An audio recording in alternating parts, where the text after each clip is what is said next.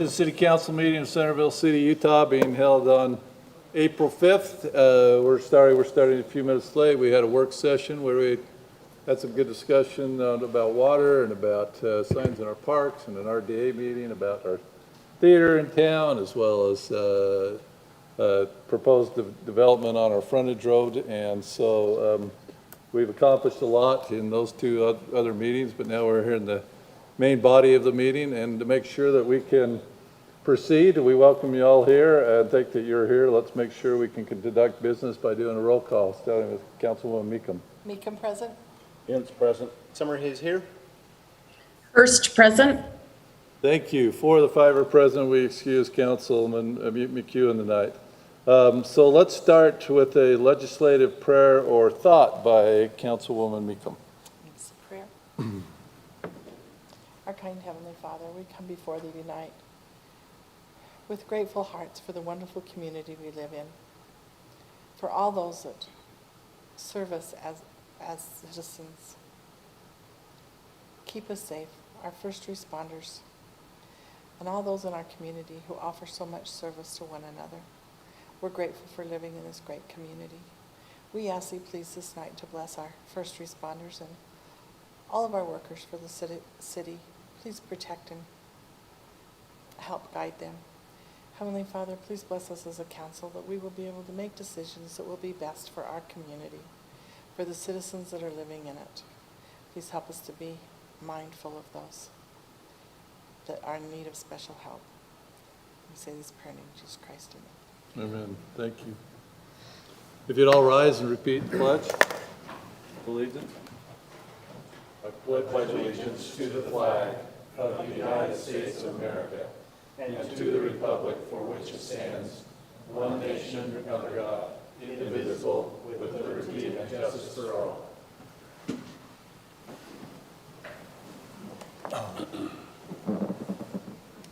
You know, it's an exciting time of year. I was looking out when I was here this morning out at the blossoms on the trees and the colors we get in the spring.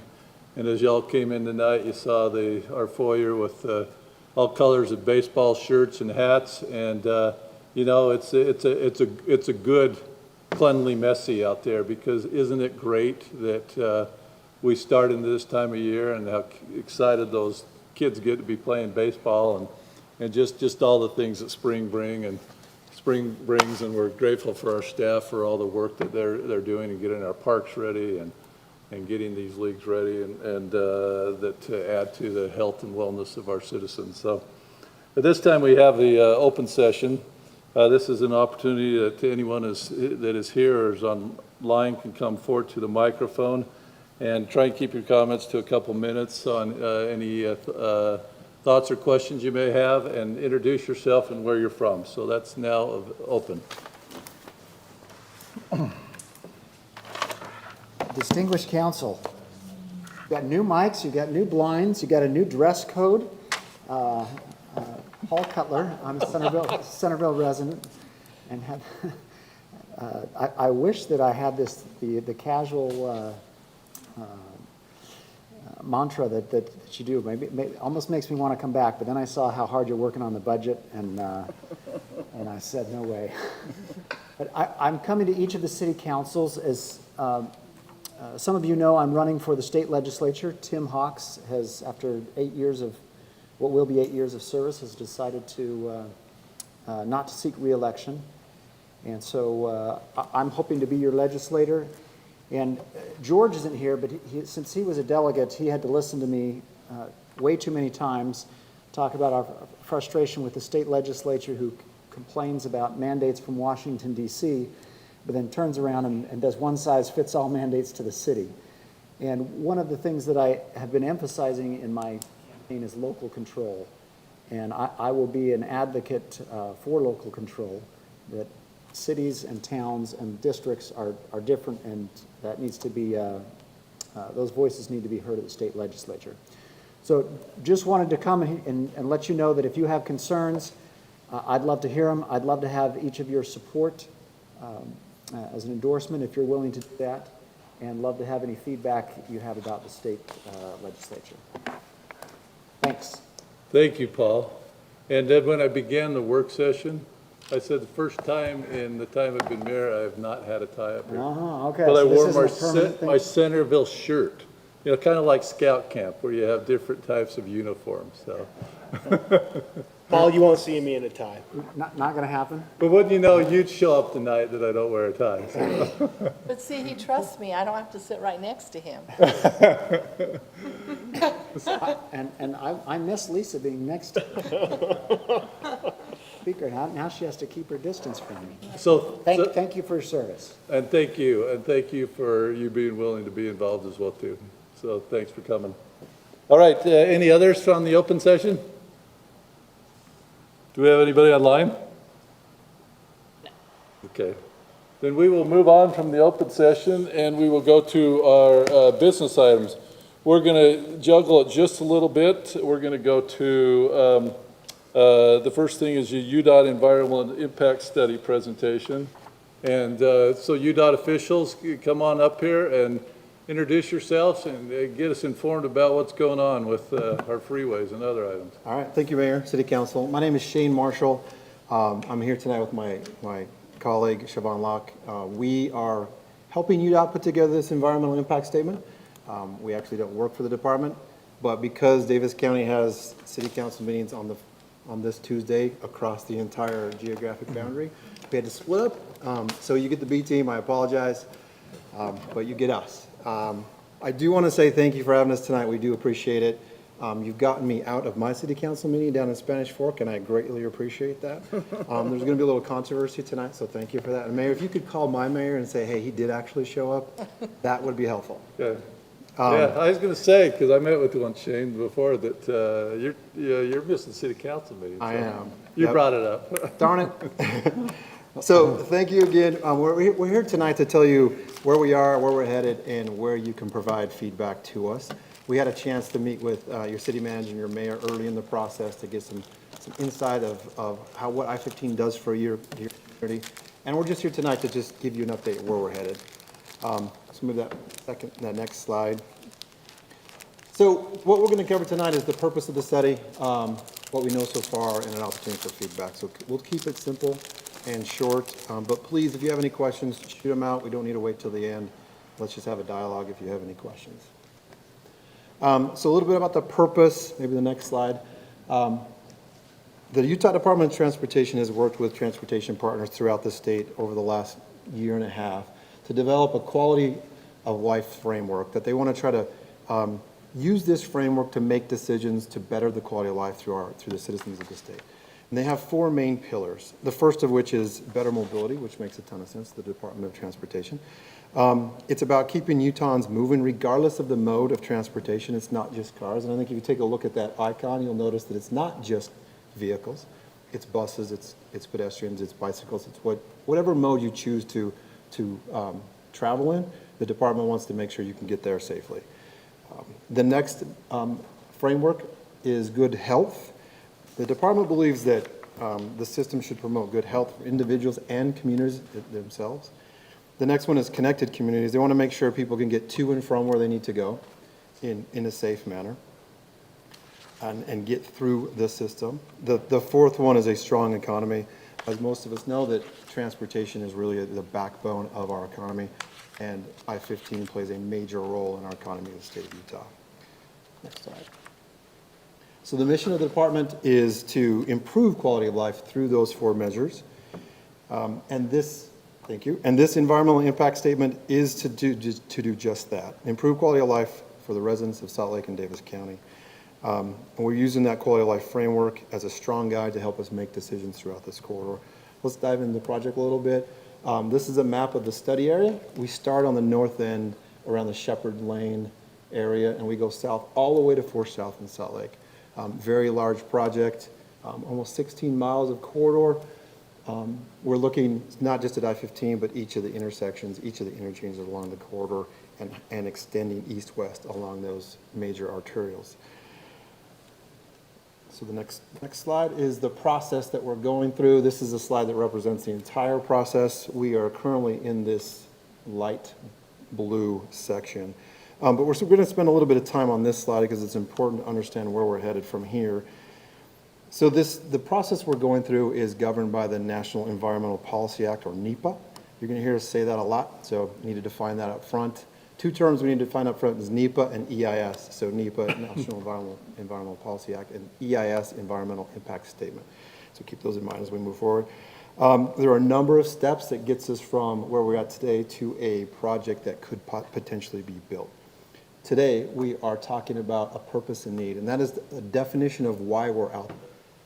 What is wrong, what is broken, what needs to be fixed, how should it be fixed? Those are the type of things. What challenges are the users facing along the corridor, not just as a vehicle, but as a pedestrian, as a user of the system. Once those needs are established, we start working through the process. We develop alternatives to solve those problems. And at some point, the department picks an alternative and then moves into design and construction, if they actually do make a decision to move forward. The one important point to point out is that this project just doesn't come from somewhere, just from thin air and start.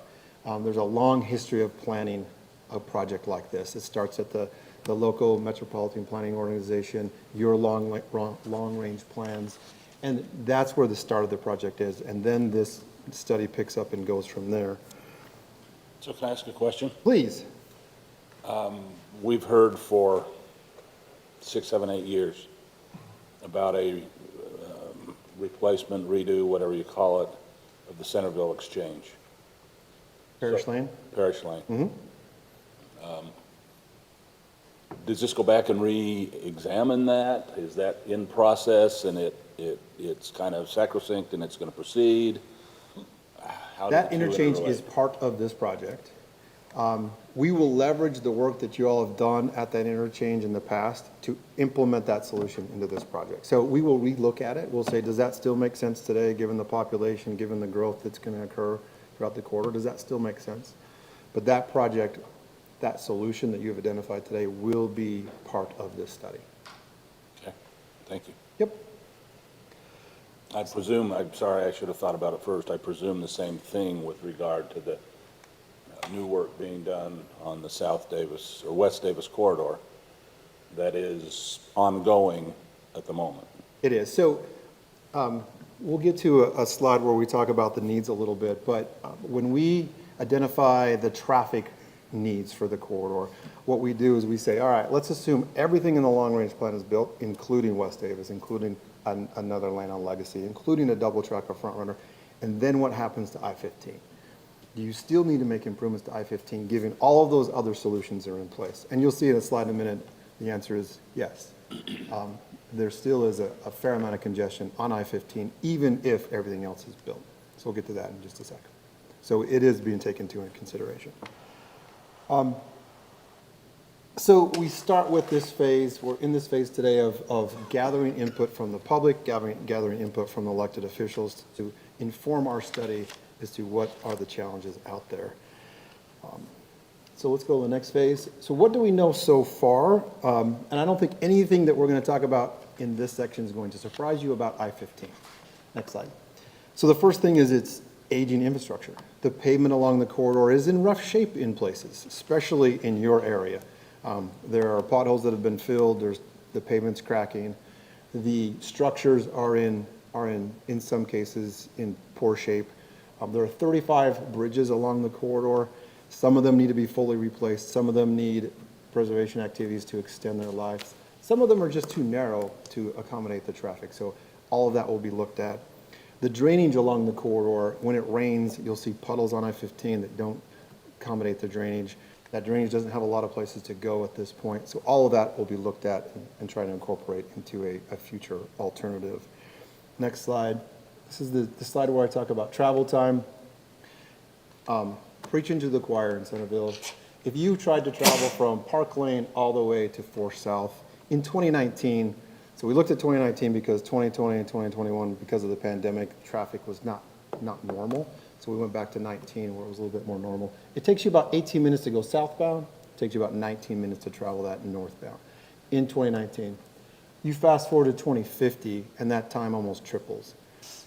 It takes you approximately 66 minutes to go northbound from 4th South to Parish Lane or Park Lane, and then 55 minutes to go the other direction. Now, these times are it's an average travel time in the 4 worst hours of the day. So let's say that those hours occur from 6 in the morning till 10 in the morning. That's the average travel time for that. So 66 minutes is a tripling of the time, and that is with all other solutions implemented. So clearly there's a transportation and congestion need.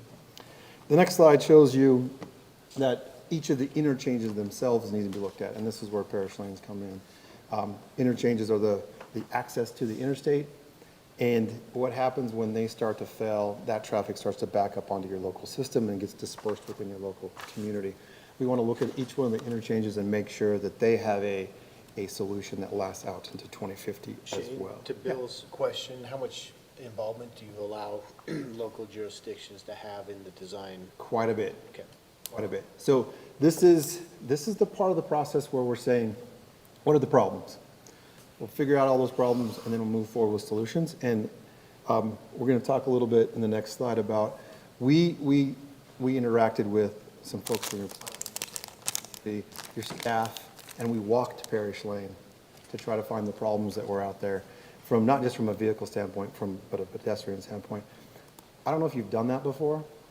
It's a little frightening. Once you get over Parish Lane, wonderful. Go out west, it's a great place to be, but getting through Parish Lane itself is tough on foot. That's why I go pages on my bike. Yeah. We didn't see anyone on a bike that day, I don't think. So when we met with Mayor and myself, we discussed those items, pedestrian bridges, whatever the case might be, as well as letting them know about young power sports coming in and what kind of traffic that impact might have. So we talked about all the possibilities, things that are coming through that we're considering now. That's part of this. Anyway. Data sorry. gathering Right. part, yes, I appreciate that. The next slide it talks about safety. There's a safety need out there. You drive the corridor, you see a very narrow shoulder in the inside. We need to make sure that that's a little bit bigger. On the south end, there are several curves that are very sharp, slow down traffic and create a safety problem. That graphic on the right are the total number of crashes on I-15 from Farmington to Salt Lake just in 2 years, from 2018 to 2020. So there is a need to help with that safety concern. And then the final need that we've identified is this pedestrian, bike, other modes getting through I-15, not just along it, but through it. If you want to get from east to west along I-15, it is really difficult today. We did several walk audits where we tried to identify those problems. That third picture over is very interesting. That's the public solution to a sidewalk to get from a road over to a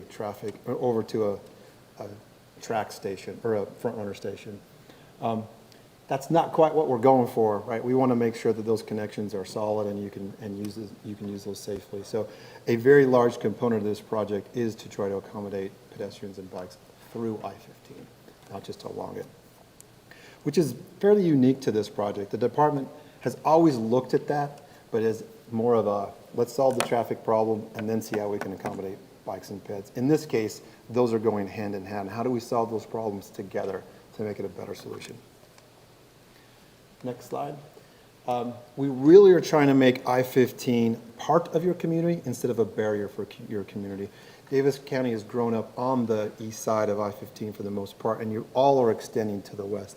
And we want to make sure you can do that through I-15, not just at the interchanges, but in between the interchanges as well.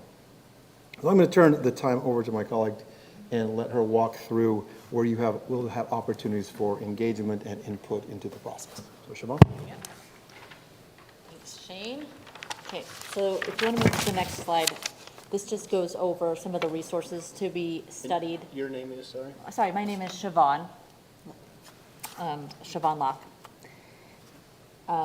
I'm part of the communications team for the study, and I met some of you when we came Yes, she to was there as talk well. with you early in the study, and I'm sure I'll see you all again as the study will be ongoing until 2024. We'll talk about schedule in a little bit, but some of the resources we look at during an environmental study, hence the term environmental study, we look at things like existing land use and what are the existing community and property impacts that would potentially happen if a project were issues of equity, issues of, actual hazardous materials, if there's things in the ground that we need to be looking at. So it's not just looking at the traffic needs or the pedestrian needs, but there is a broader look at the environment, at the issues of air quality, noise. There's quite a bit there's a reason why it's going until 2024. We do a lot of looking at these things, and so we're happy to answer any questions that you have about that, but we'll jump to the next slide for now. Because one of the reasons we want to talk to you all now is we are about to enter our first public comment period. And the public comment period at what we're calling the purpose and need phase, or the scoping phase of the EIS, is one of the more important and one of the more boring to the public. And so we want to know all of the problems. We need to know, the department knows what it knows, right? They know roads, we know traffic modeling, we know all kinds of things about how to move people, but what we don't know is what is your experience? What is your experience? When you're riding your bike on Pages Lane, what does that feel like? So those are the types of things we need to know now from the people who live and work and breathe around I-15. But it's sort of dry subject matter when we're talking about something like purpose and need and screening criteria and the types of things that we're talking about now. So we want people to understand that this is a great time to engage, because when people tend to engage is when Shane was talking about this. It's later on, once the alternatives come out, and they're just like, darn, that's not what I wanted. But you need to tell us now so that we can develop alternatives that are really responsive to those needs. This is, so the couple of things that we formally, through that, as Shane defined earlier, the NEPA process, that what we're required to ask for your feedback on, what we want to hear all about those needs is the purpose and need statement that I'll go through in some detail, and the screening criteria, and just general ideas that everybody has to improve the corridor. Now, the official comment period is April 11th through May 13th. If you email us today, we will still take your comment, but we have some commenting tools and things that will go online that April 11th day. Some of the fancier tools will go online that day, but if you send us an email today, we will still consider it a comment. And who will that go out to? Who will, sorry? The links for those comments? So we have a website, and we are also working with our communications staff to make sure that that goes out to any social media channels you all have, your website, things like that, to make sure we can provide those to when the comment period opens. So we'll show it here. I just got a thumbs up from our communications. Yes. So that's good. Right. Okay, can we jump to the next? So as Shane talked about, we did go out and walk all of these interchanges with, not just with UDOT staff, but with people who know about cycling, people who are on your city staff, people who know are familiar with issues. We also talked with all the local governments in the area, the planning organizations. So we have already begun to do some engagement to hear about those needs, but now we're going to the general public to hear more about those needs. And we can jump to the next to talk about the purpose and needs statement. So we have to have a purpose and needs statement in order to talk about the why of a study like this. There are things we know. We know that the pavement is reaching its life, as Shane talked about, and the bridges, but we want to define what needs we are trying to address as a team. So this is one thing that we need public feedback on. So I'm gonna read this to you and bear with me while I read it to you. This is the purpose statement. So as it stands today, this is our draft purpose statement. This is something we need feedback on. So to improve safety, replace aging infrastructure, provide better mobility for all travel modes, strengthen the state and local economy, and better connect communities along I-15 from Farmington to Salt Lake City. The project purpose consists of the following items, which are organized by UDOT's quality of life framework categories: good health, connected communities, strong economy, and better mobility. So keep going, it continues to the next slide. Okay, so starting with good health and connected communities, we want to improve the safety and operations of I-15 main line, that north-south, their interchanges, bicyclist and pedestrian crossings, and supporting roadway network. We want to be consistent with planned land use, growth objectives, and transportation plans. Enhance access and connectivity to Front Runner, connection to transit, regional trails, and across I-15. Jump to the next. And for the strong economy and better mobility parts of the quality of life framework, we're looking at replacing aging infrastructure on I-15.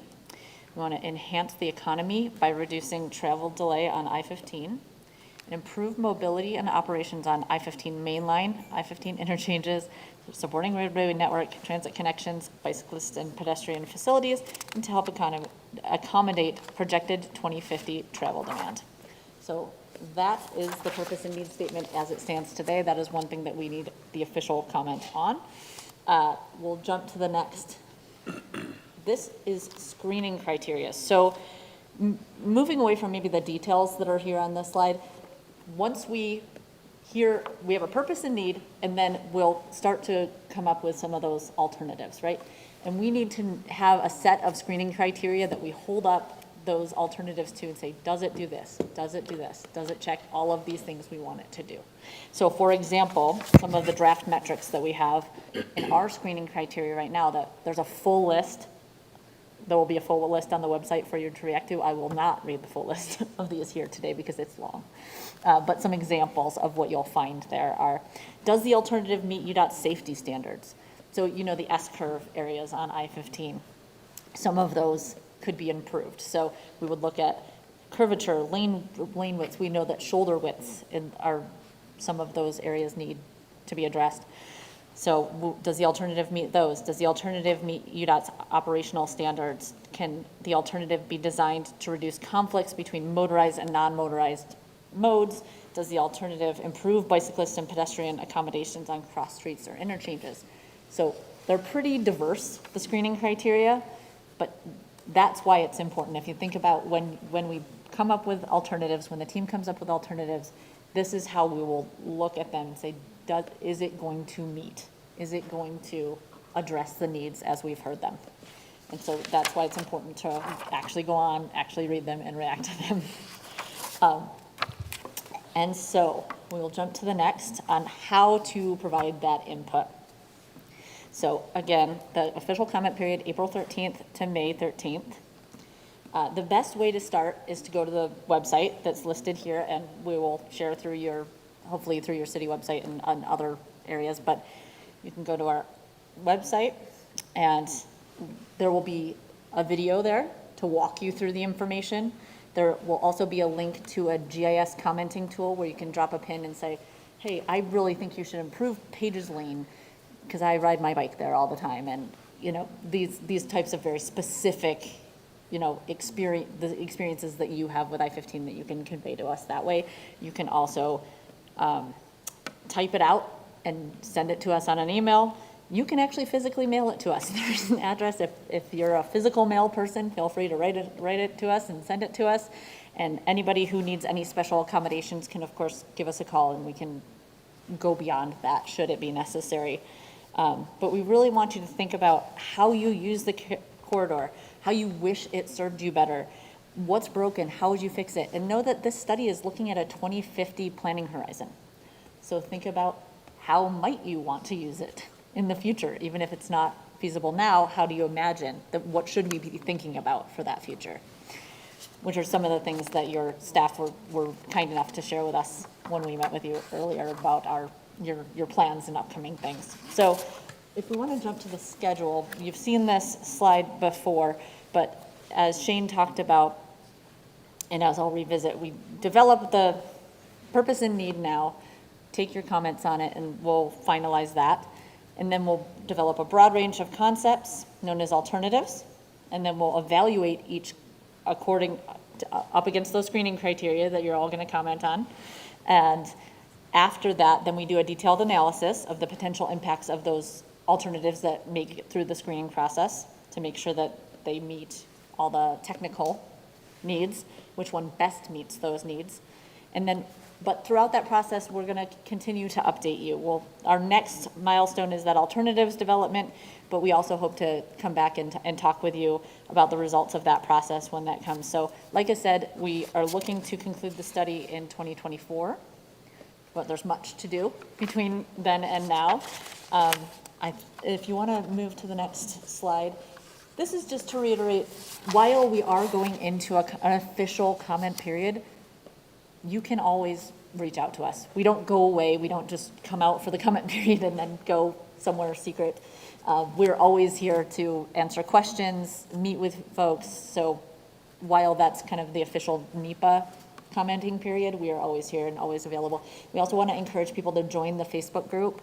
That's going to be where a lot of the information is shared in the community for this project is going to be developed. There will be other ways that we communicate, but really that's one of the main hubs. If you want to stay involved, you can also send us an email and we'll put you on our mailing list for updates. We promised to keep it brief, so I think we went through those many slides as fast as we could, so we want to thank you for your time, and again, any questions from the council or others are welcome. Anything else? Councilmember Summerhays just pointed out to me, and it's the same for me, we have differing information on some of these slides, so if they were updated, if you can resend that. She just handed me this flash drive, so I'll update them after. Yes. Groovy? Travel That's all I travel needed. times were. The travel times were They were different? 89 minutes They have versus sent the it before we updated 55. them. I got a different PowerPoint, like yesterday, days ago or something. Yes. So. Okay, so Keeping anyway, things up great. to the minute here. So we provided her with an updated one, so if you want to pull that over, or we can send it. Just so you have that, because you have that, let me explain why the travel times changes, because I think it's important. So the original PowerPoint you have was the worst hour of the day. We felt like that was too specific, so we took the 4-hour window and averaged it over 4 hours instead of giving you that worst. From like 3 to 7 or something Yeah, like that in the yeah. evening, and It was more representative of how you travel it, instead of seeing the worst and comparing. But we didn't want to oversell the problem. And did you use different time periods on the northbound and southbound, or? We did. The top 4 hours, the 4-hour block that contained the most congestion in each direction. So one's a PM and one's an AM. Yep. Great. Does that make Thank sense? you. Yep. Okay. It's math. Someone's doing math in the background. All right. Cool. Any other questions? Thanks a lot. We appreciate it. Again, reach out to us. Brant has kindly sat down with us at least once, if not twice, and 2 or 3 times. and we'll be there anytime you need us, so we're not going anywhere. So thank you very much. thank you. Thank you, too. We appreciate it. That was a great update. So glad to have you following up with us. Appreciate it. Okay, let's go back to the interlocal agreement with Porter Walton. So this is Can I ask a question about that? Is about the city- this, Yeah. the Is UDOT? Yeah. Yeah. Is the city staff planning to do some kind of a response on this? Or will it be done individually? Well, we've offered our responses, and they've taken note through our various meetings. So we've offered at least our staff. I believe Corey, we had the walking audit, Corey's offered his. So we've offered our information already. Okay. But I'd still encourage you as council members for your individual observations, like Councilmember Summerhays biking goes to Pages, but you would love to go to Parish. Well, why aren't you going to Parish, right?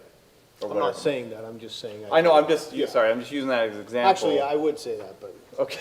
because there's I no mean, connection to the travel. Your individual comments could be valuable as well from your own individual perspectives, so. But we've offered our information from an administrative standpoint. If we see anything else, Bill, was your question more of, do we have a collective council Yeah. direction that we want to give? And I gathered from his comment that no, there isn't. Yeah, that's what it seemed. we have an administrative perspective, but you have that same opportunity. And we if you want to have a it's- meeting maybe we scheduled, want to, I don't know. we could schedule an agenda item so you could possibly put something together. I just see that being, anyway, I don't know if it's That could be a as difficult effective part. as your individual. Yeah. Okay, thank you. Thanks, Councilman. All right, let's go to this interlocal agreement on the Porter Walton CRA. This is something that the RDA had talked about. This was brought up by Jacob Smith, our Administrative Service Director. Is there any more that needs to be said on this? I don't know if Jake's still there or Brant, or council have any further questions on this? Jake is still on. Yeah, I'm here. And I think for the benefit of, for some of those that are here in this audience, I can just give a brief summary of what's going on. Jennifer, if you could bring up that slide presentation that Louis Young presented during the RDA meeting. And if you go to the third slide. Yeah, give me one. So I'll be focusing on the third slide and the fourth slide.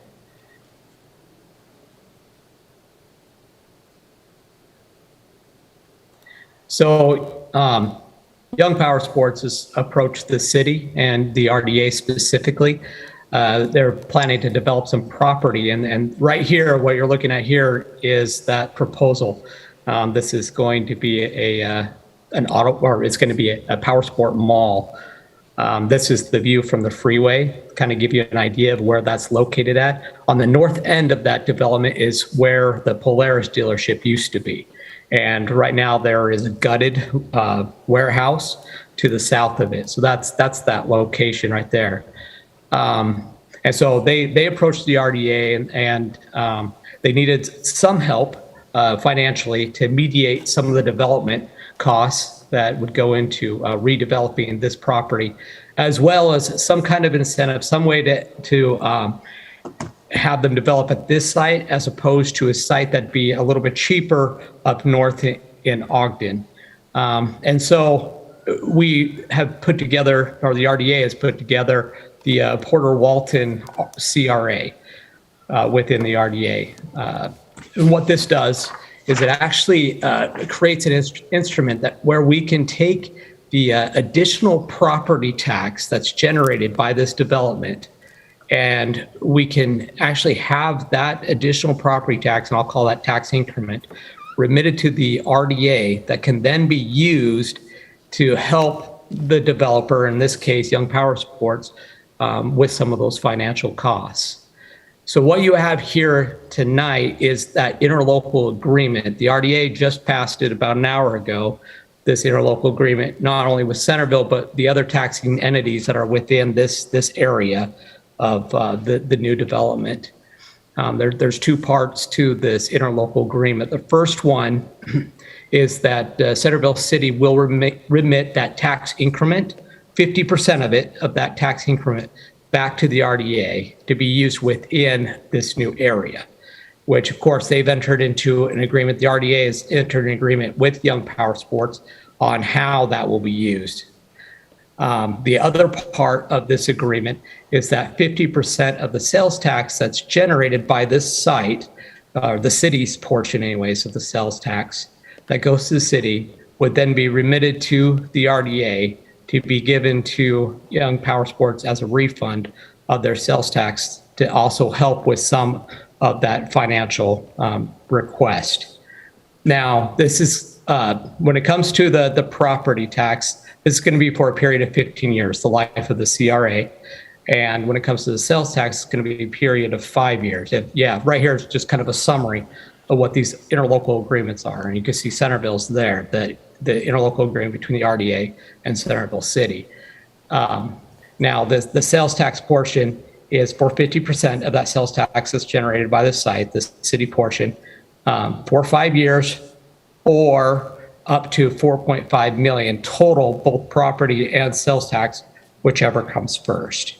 So that's the gist of the agreement, and that's what you have before you here now is Centerville City's part in adopting this agreement with the RDA to remit both the property and the sales tax to the RDA. Any questions?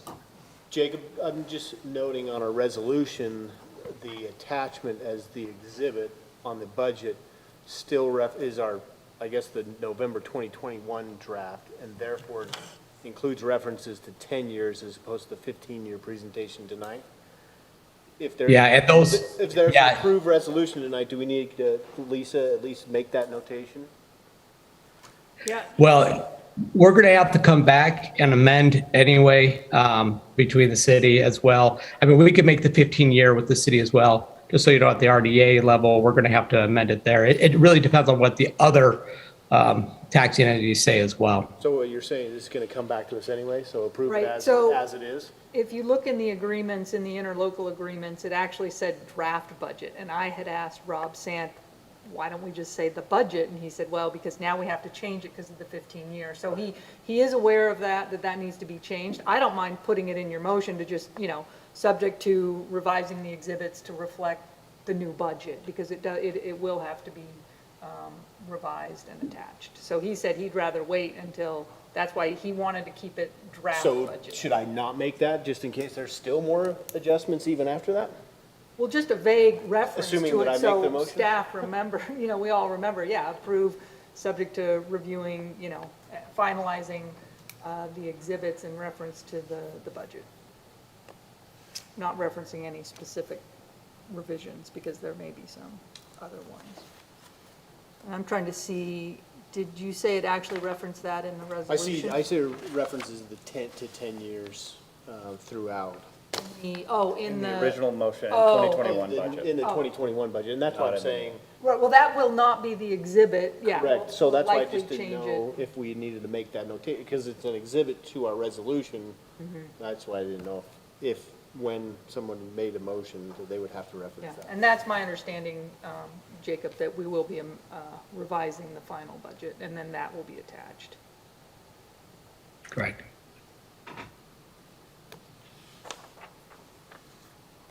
Any other questions, Councilman? Everybody else good? Okay, so we're looking then for motion to approve the resolution 2022-09. Since I was asking a question, I'll make a motion to Okay. approve resolution 2022-09, adopting our interlocal cooperation agreement between the city and the RDA regarding property tax and sales tax increment for the Porter Walton Community Reinvestment Project area, subject to finalizing or contemplating the finalization of exhibits for revisions to our final budget. Do I have a second? Second. I think I heard Councilwoman Hirsch first. We have a second. Further discussion on it? Let's start with the vote to my left, going right. Councilman Ince. Aye. Aye. Aye. Aye. That motion passes unanimously. Thank you. Okay, thank you, City Council, Mayor. Thanks, Jake. All right, let's We need to move. do the other three? No, they were just those are referenced Yeah, for those- this resolution. We only yeah, need to those- approve the one resolution. Correct. That's how I read it too.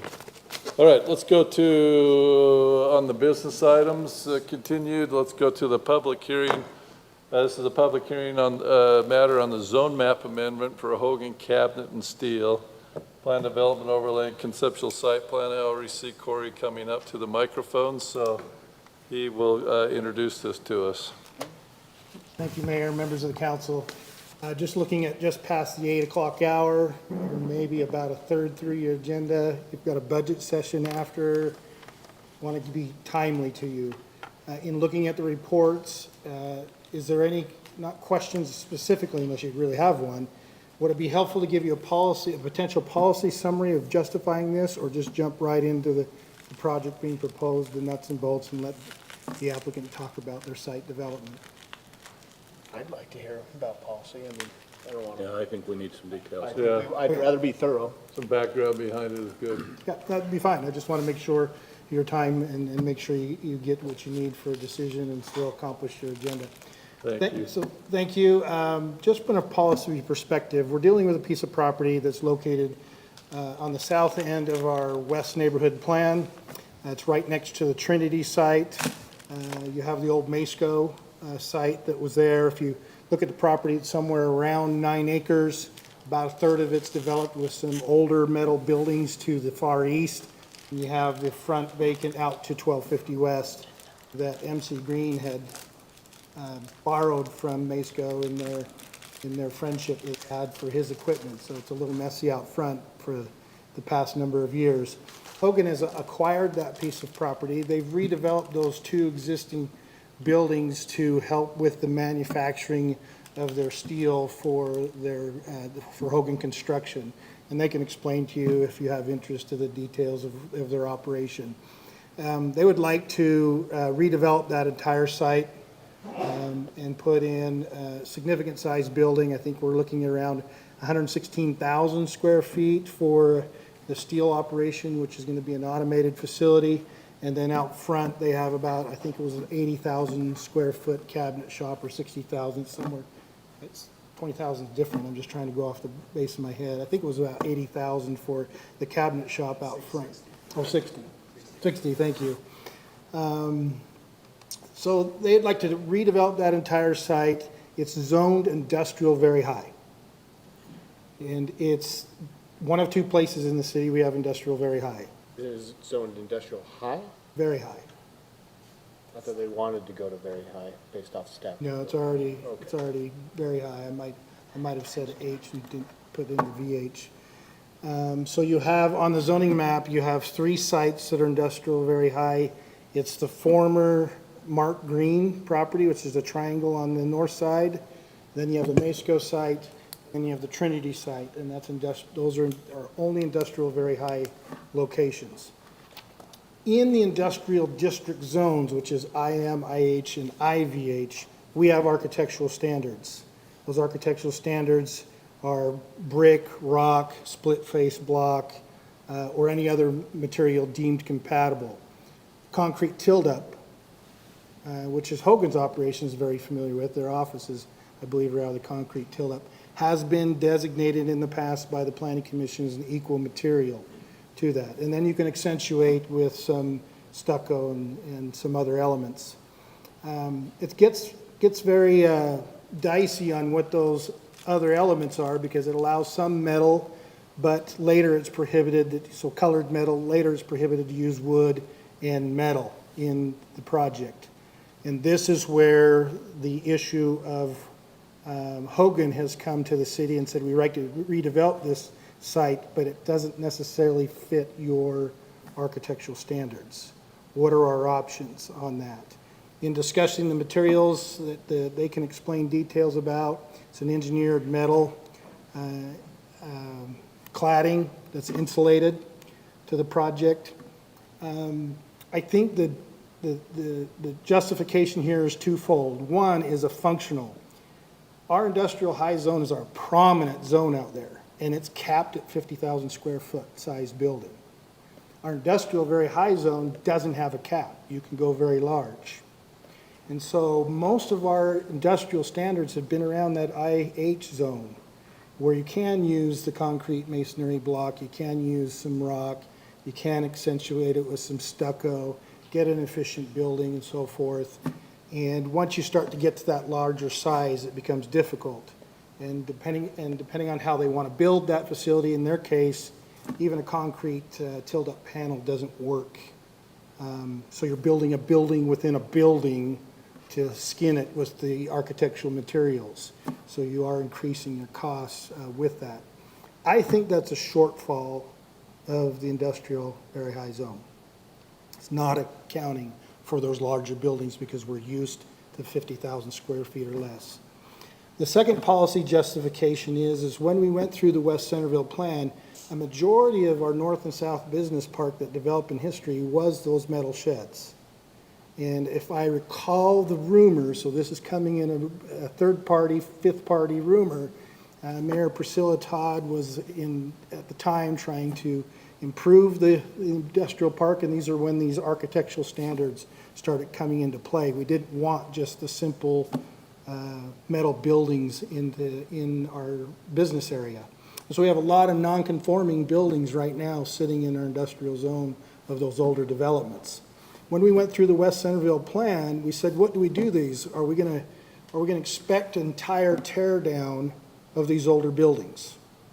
And the outcome, I think it was in 2010 when that plan was underway and adopted, is that our policy set to be a little more friendly to existing buildings rather than a holistic tear down, find a way to be more efficient. The example that was used at that time is, if you remember the old Udot sheds that our sewer district now occupies, those were the old metal buildings, and they did reclad those metal buildings with the brick below and left the metal building on top. That was the example that was pointed to in 2010 that transferred over to our policies in our West Neighborhood Plan and said, yes, that's something we want to do, and we need to amend our architectural standards to match that. We have yet to date to amend those architectural standards. So back to the scenario. For Hogan to develop a larger building, this efficiency issue comes into play. What are the options? The first option is just go directly and amend the architectural standards. And then that would apply IHY, or industrial districts wide. And the discussion at that time was like, well, yes, we could do that, but then the projects get caught up with so many other elements, and we're really just a limited industrial very high zone. What can we do? The other option is we could rezone the property from IVH to IVHPD, which is planned development. And we can use our overlay zone to lay on top of the industrial very high. And when you use an overlay zone, you can amend the base parameters. And so that becomes an attractive option to it. However, you have to do something in your design better than what the industrial very high standards would allow. And so they have a site development where they're asking for that PDO overlay. So it's a legislative process. There's no guarantee to it. You're just weighing that balance. Are we doing something that's a better scenario than what our base zone can do? And are we still maintaining the spirit of the general plan in the area? And so they would like to go to that engineered insulated metal panel for their buildings. But if you look at their architectural drawings, they're committing to some elements that are not in our architectural standards. And they're also committing to some buffering from the IVH to our commercial, which is the south lots south of the megaplex. They're integrating some buffering in there. They're working with even the triangle piece, that's now owned by a landscape company. They're partnering with them for that small buffer area. They're willing to commit to a different design to the cabinet shop out front, so it'll be more pleasing than just a long and large building, even though the large building has some elements to it that wouldn't be required under the current architectural standards. And they're also committing to some glazing to that cabinet shop and some a larger landscaping percentage for the site than the 10%. I did remind them that we don't have secondary water out there, so we want a good landscape design that's more in the drought tolerant rather than a bunch of turf in that process. So what the request is used to come with this site plan, because to get a PDO, you have to propose your master development. And then if that's an acceptable layout, what are your variations? The only variation that they're requesting is the architectural standards. And now it's up to everyone else in the process, in this legislative, to make a recommendation and a final decision. Staff has supported it during the debate to the Planning Commission. Planning Commission has supported that and given you those findings. And now it's come to you to decide, should we leave it in the IHV zone with the typical standards?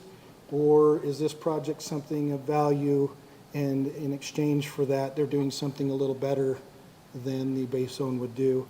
And then you make that decision. So our recommendation is a positive from both staff and commission.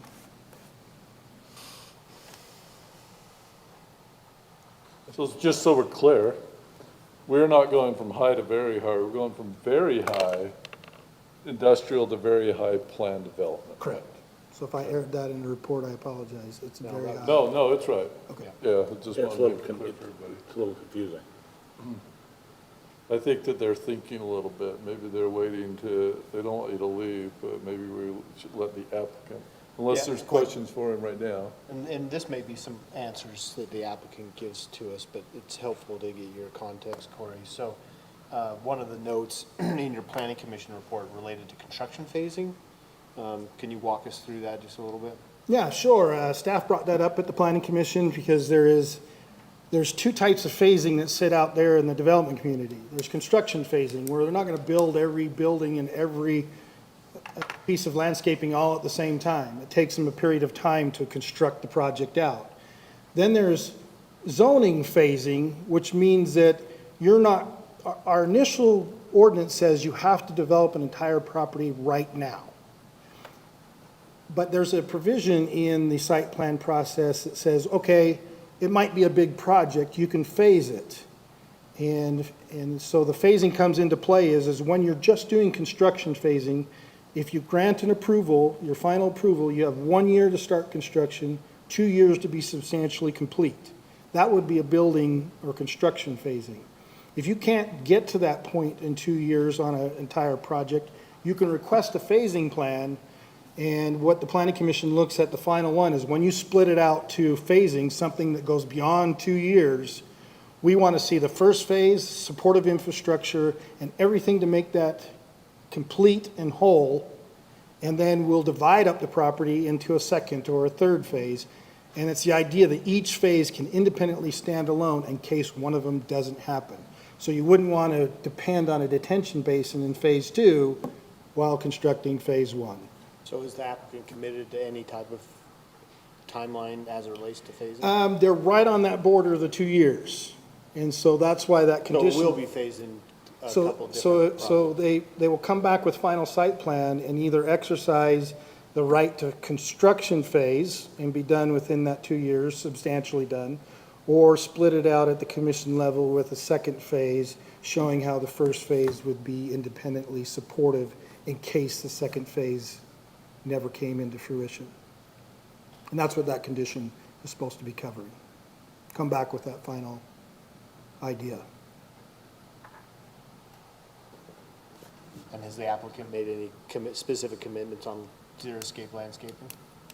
They've mentioned that they plan on looking at that design, and we'll, because it's over an acre, we'll be seeing that design at final site plan, and it has to be designed and stamped by a landscape architect. And it's secondary water out there. We certainly wouldn't want it all to be grass if we go to the rumored 1 day a week. Even though there's not secondary out there, we don't want them using culinary. I see Corey? the manager says, yeah, don't do that. Yes, Corey, Commissioner Herman. because it is yes, because it is a planned overlay, can we kind of ask, I mean, more than just kindly ask, I don't think our ordinance lets us require xeriscape, but can we kind of put that as somewhat of a condition? That's the beauty of an overlay zone, is that you can determine what does the base require, and it requires landscaping, and then you can further Yes. define what your expectation is. So it is a bit of a negotiated within a curb to curb within the PDO road. But yeah, that's something you could certainly consider. Thank you. And has the applicant committed to that metal wall panel system that was presented to the planning commission on their renderings? That's what's shown as their concept, so they'll be tied to that. That's what it looked like on the planning commission approval. Yeah, and it'll be tied to how do they substantially comply with this conceptual approval? Okay. And the commission makes that call of whether they're substantially compliant. Once they go back to it. Once they go back, yeah. Okay. All right, thanks, Corey. I think we're ready to hear from the applicant. So the applicant, just introduce yourself, who your name and where you're from. You're going to maybe answer some of these questions, do your presentation. This is a public hearing, so if there's anybody that responds from the public, you have a chance to respond back to the public as well, too, after the public hearing portion. So All right. excited to hear from you. Yeah, thanks for having us tonight. My name is Blake Davis. I am with Hogan Construction. I'm the vice president of Hogan. And this is our steel fab division. We started hoping we could utilize these shops the way they are. We've found them to be incredibly energy inefficient and they just don't quite meet the needs for the scale that we're looking at providing here. So, if you look at our site now, we are in the two buildings. They're basically uninsulated on the walls, and they have bad insulation in the ceilings. There is no heat nor air conditioning in the building at all. So right now we're heating with propane heaters, and it just doesn't work very well. So the new facility is going to be set up for automation. The other thing we're dealing with is a severe employee shortage. We can't hire the amount of people we need to hire to cover the positions available. So a lot of this along the whole north side of the building, we'll have a robotic line. And it basically goes from in-feeding steel, it goes through a blaster and down the line to where the beams are fitted. All the parts are fitted. This is a similar shop, and it goes through a series of robots and comes out the other end, and where we can take our welders and then they can fabricate the beams. This is mostly sheet metal fabrication? No, it's structural steel. Okay. Heavy members. So what we're looking at, what's unique about this building and why we moved to the type of construction we did, is we need a clear span of 110 feet across the building. 60 is a normal span before you need a column. That's usually a maximum span. They'll usually try to get 30 if they can. So the way this is, if we were to do tilt up, we would have to build that metal structure within this tilt up structure, and that just doesn't make any sense. We'd literally be doubling our structural costs. So as you can see in this picture, this is a similar facility. It's not quite as wide as what we're requiring, but you can see that it clear spans. There are no columns down the middle of this building, and that's required for the safety of our workers and for our equipment and safety of the building, actually. We're carrying 60-foot members through this building all the time, moving them in and out with forklifts. So we need clear forklift lanes for safety, and we need unobstructed areas so we can swing those beams without having to, without the obstructions in the way. So that's why we're asking for what we are. The metal panel structure will take what is essentially zero R value. I'd even argue that it's a negative R value in our building right now, if that's possible, because I think it's colder inside than it is outside. These panels that we are using carry an R38 value, so you're almost double what the required standard is. Actually, I think you are double what the required standard is. And these are some examples of what we're looking at. I believe this is at SLCC maybe. And I guess what I was kind of getting at on the renderings to Corey is, these are obviously not showing some of the relief.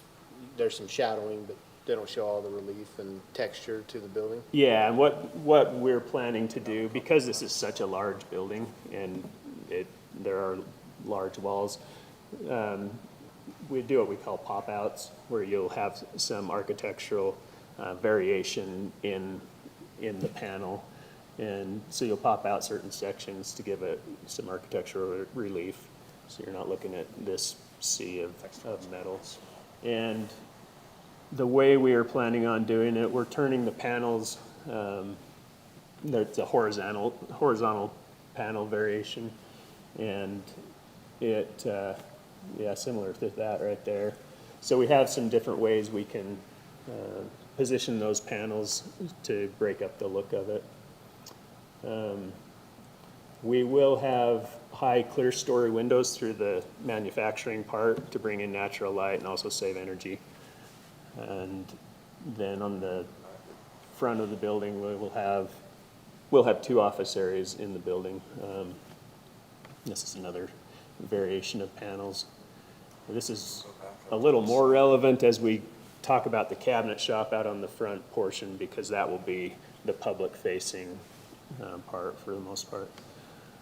But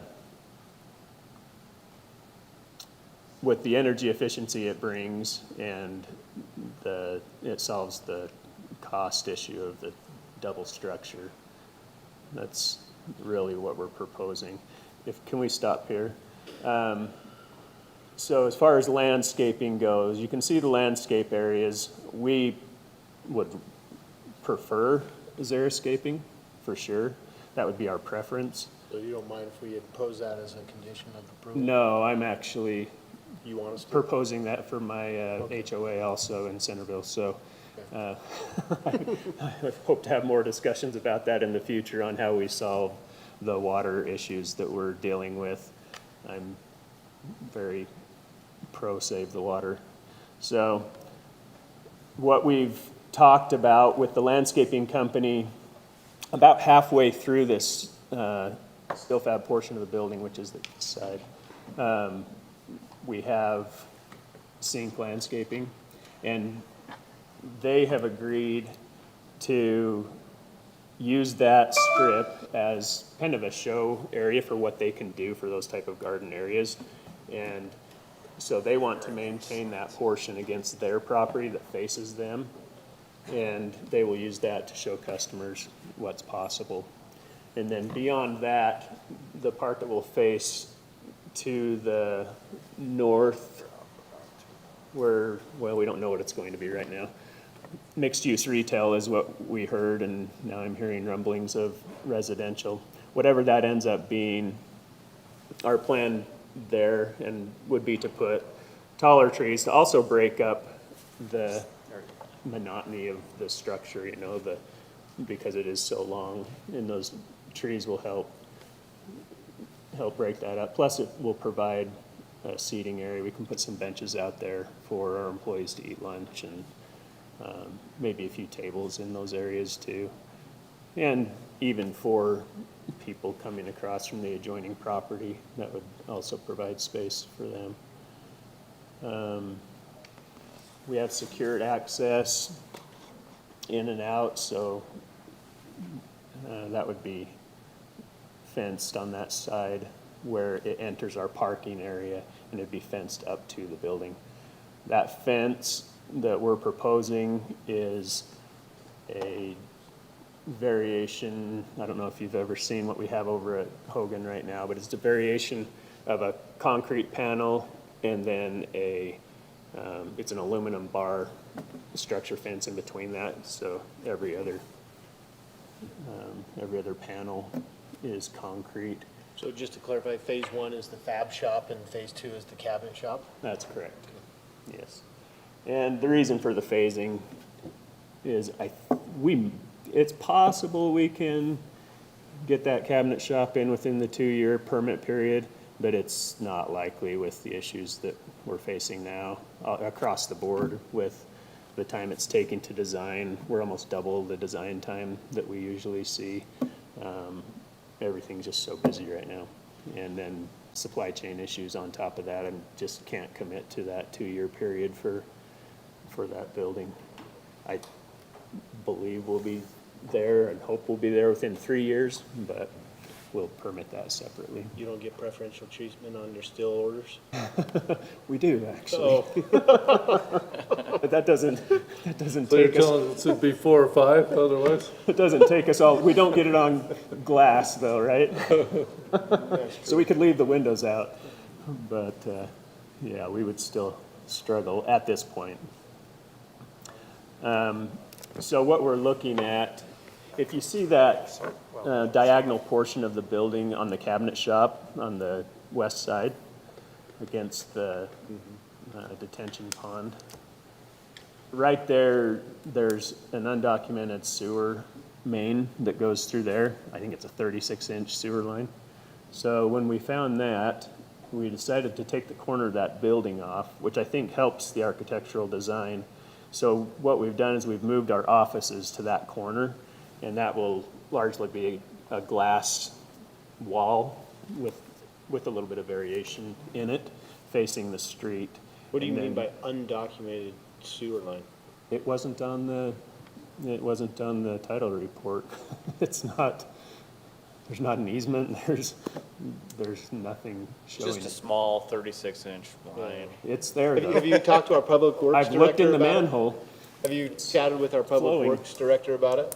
Sewer district thing. Oh, I guess sewer district. It's a sewer, I- it's the sewer yeah, district, But yeah. still, he's got great institutional knowledge. It has, it's been there since, I believe, the 50s or 60s, so. I've seen that pipe. Yeah, yeah, and it's doing well, it's flowing. So, That's good to hear. so our plan on that frontage would be to dress up that, that side, that west-facing side, so that, so it cleans it up. And we're all for looking good and having a good image. So what we're going for here is to be able to accomplish that objective and also bring new technology. You know, metal wall systems have come a long way even since this statute was put in place, and they've gotten a lot less expensive than they were before. So we're looking to take advantage of that in both energy savings and structural savings. Any other? What's that? Phasing? I think we just went over phasing. We're good. Any other questions on phasing or building type? We will probably 5 times our output out of this facility from what we're doing now. So I think that will be a benefit for the city as well. We'll be pushing a lot more revenue through this building, and we're bringing our cabinet shops in from Kaysville. We're in 2 buildings in Kaysville right now, and we'll consolidate, well, at least consolidate most of that into this building. We may continue to operate out of all of them, but we'll bring our headquarters and the major portion of that facility here. Is most of what you sell wholesale as opposed to retail that we would get sales tax on? On the, well, Or is it, I guess It's- what Robin may be saying, is it self-perform? no, Cabinets? no, this will be bigger than Hogan. Okay. Already, Hogan isn't our only customer, so, and we have to competitively bid our own projects, so that doesn't mean we're going to get every project we do. We can't just hand ourselves projects, especially public projects that are subject to procurement laws. So we competitively bid everything. And on the steel side, that will continue to be the case. All those things are taxed under the regular sales tax structure. So, Also answer your question, Councilor Meekum, there is some personal property taxes they'll pay that the city will benefit from with this huge investment Hogan's making in the city. So there Yeah. is some benefits financially to this. I think there's more tax benefit there than you'll see on the west side so far. It'll be interesting to see. Yeah, as well as the cabinet shop. A lot of the cabinet shop is done the same way. We bid to home builders on the residential side, and we handle the commercial side the same way. It's all under a contract basis, bid, and then perform the work. So the cabinet side, I think the combined revenue of these two, when they get into full swing, will probably be around 100 to 120 million a year. So, some of that is municipal government work, and that stuff would not be subject to sales tax. So it really just depends on the makeup of work that we pull in. I had assumed it was very little. Thank you. Questions before he sits down and we go to a public hearing portion? I have one more question. How many employees do you think you'll have in this building? In the steel side, we'll probably max out at about 50 to 60 employees. On the cabinet side, it could get That'll be more, that'll probably be 60 to 75 employees. There are various forms of automation that we can do on the cabinet side that could take that down. But so far, our growth models, we intend to keep all the employees we can get, and then we automate on top of that to replace. So it takes employees to run automated systems as well. So it's just not as hard. They don't have to work as hard as they normally would. So total across this site of maybe 100 to 130 employees max for both phases.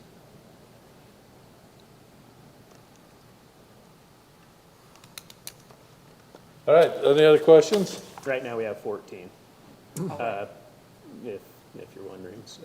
So it will be a lot more than, I'm just thinking, hopefully it will be great, fairly good paying jobs for citizens here in Centerville. Yeah. Now, if you can get them to work, that might be. If we need jobs, we used to need jobs. Yeah, When I started on here, we were looking for jobs. Now so much, we're not really sure. But Pay is it's not the issue now, it's right. availability. But I do think it will bring in good jobs to the, higher paying jobs to the community. It will, and this is a great place along the corridor. This will increase truck traffic going in and out on the corridor, so not substantially, but it'll, I don't know, probably 20, 25 trucks a day. Which we might want to look at the roundabout and. The roundabout, actually- so far we can get around it, it's not the It hasn't been a amazing Hogan truck, has roundabout. it, Chief Child, running over the roundabout? It's not us. Tongue in cheek. With the Yeah. potential development of the Trinity Cyro Steel site, we might need to evaluate that roundabout. We can make the roundabout, so I'm sure whoever's going across it can too. It might not be the easiest roundabout, but it's navigatable nonetheless. Anything else? I don't think so. You may have more questions after. All the right, public I can hearing. stand back up if you need me. Okay, thank you. All right, let's go to the public hearing. This is a public hearing for zone map amendment for Hogan Cabinet Steel Plan Development Overlay and Conceptual Site Plan. So that public hearing is now open to the public. If anybody was to comment, just state your name and where you're from.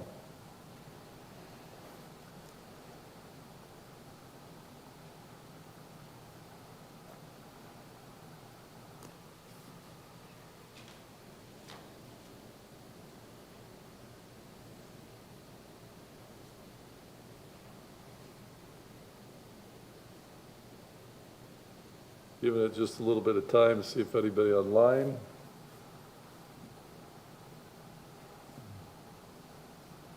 All right, we will close the public hearing then, and we will come back to council to see if they have any further questions for either the applicant or our staff. Corey, I have one question for you on the landscaping. So I doubt we have a xeriscape standard. So if we were going to impose a condition of xeriscape on the PDO overlay, how do you suggest we make that recommendation? On the, Or that condition, yeah, not a recommendation? it's actually allowed west of I-15 in our landscaping ordinance. So you have a choice to do some type of landscaping that meets it, or you can do a xeriscape is what the trademark word is used even in the code. And it has to be done by a landscape architect though to do xeriscaping, because a true xeriscape is trying to use water to initially establish the plants, and then they establish on, and then once you're 3 years into the maturity, it should need infrequent watering. Drought tolerant is just a conservation that doesn't use a lot of water. So there is a reference to xeriscaping in the landscape ordinance, and so you could just say compliance with the xeriscape standard of That the would zoning still code. allow them to have their trees and things. The designer will do that in the plan, because xeriscape specifically has to have a landscape architect, xeriscape professional. Once you're over an acre, you always have to have a landscape architect. But if you go to Xeriscape, it has to be a landscape architect establishing experience in that style of landscaping. I just wanted to make sure that Xeriscape would allow them to have their Yeah. trees and things So, like so that. the- I had the same question, though, because Yeah, I don't so- want the trees to go away, but the Right, turf right. be to be Yeah, reduced so as I much would, as possible. I would reference it, rather than force it right into the native plant world, a drought tolerant scheme prepared by a landscape architect, I know what native plant is code word for, Corey. sagebrush. Weeds. Well, Edible. should Oh, know that. edible. Okay. Question for Blake. Of what's there right now, are there buildings coming down of what's there right now? Yes, we will replace the two buildings that are existing. And that was Green's office? No, that, I believe, I don't know what their plan is, that's staying. Okay. Right now, we have two 14,000 square foot metal buildings there. We Those are the redid ones that are out by the tracks, right? Yeah, we resurfaced the roofs on them, but the buildings are in disrepair. They're starting to rust. They're the reason that metal panel statute is there. So we're trying to provide an alternative solution. One thing I didn't mention is that this scheme could be used to replace existing metal panel buildings as well, inexpensively and efficiently. So it does propose an option for other businesses across the west side who might want to do that as an alternative. And I'm a proponent of cleaning that up as well. So Okay. that's why I'm not really asking for a code change necessarily, because I kind of like the process. I don't want just anything to be able to be put in there and end up in the same situation that we are today, because I do agree that it's a little bit of a blight in some areas. So, Okay, thank you. I'll make a motion, unless there's anybody else, any other council members? Go ahead. I'll make a motion to adopt ordinance 2022-08, amending the zoning map for Hogan construction from industrial very high to industrial very high planned development, subject to the conditions required by the planning commission first. The conditions are in section 2 of the ordinance. Were there, I only reference it in case we do have a catch-all. Is that okay, Lisa? Okay. And a second, to focus on a drought-tolerant landscape plan, utilizing a licensed landscape architect professional, reducing turf as much as possible while maintaining other drought-tolerant plant types. I'll second that. Motion and second, further discussion. Okay, let's take a vote. Councilwoman Minkham. Aye. Aye. Aye. Aye. That motion passes unanimously. Thank you, Hogan, for being here. Thank you, Corey, for your presentation on it as well, too. And while you're here, I would like to thank you for being a great part of the community and always being willing to step up and help. I've been aware of many helped us fund and do. We appreciate you being part of our community. So that was my intent, was to do a catch-all. Thank you. So that it would be subject to what the planning commission already advised in terms of design. Okay. Let's go to next item on our agenda, the Personnel Policies Amendment. Let's have either Brent or Jake present this for us. I will present. Thanks, Mr. Mayor. Staff is proposing that we add a holiday to our personnel policy manual of Juneteenth. Just a little background on Juneteenth, if you're not familiar. There's some background in the staff report. On January 1st, 1863, the Emancipation Proclamation went into effect, effectively freeing the slaves in the Confederate States. It didn't get everywhere in the Confederate States, only Union-controlled areas within the Confederate States were Union soldiers, which some of them, many of them were also black, spreading the word saying you're now free.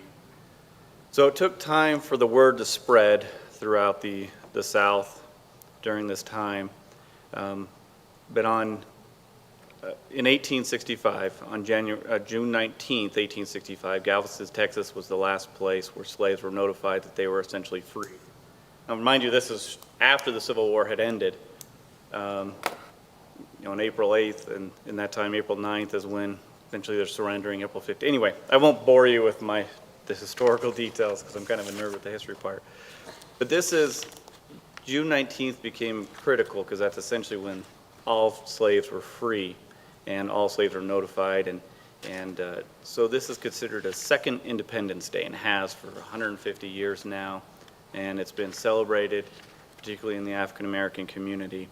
I learned about this in college, and I was kind of fascinated because they didn't teach this in high school. And so I think it's great that it's now being officially recognized. So President Biden signed this recognized as a federal holiday last year on June 17, 2021.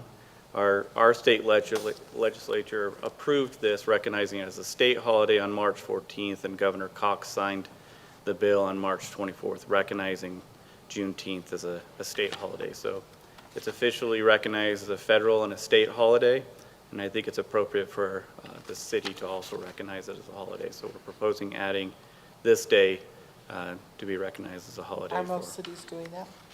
Other cities are doing it, yes. Again, it's consistent from an objective standpoint, recognizing a federal and state holiday.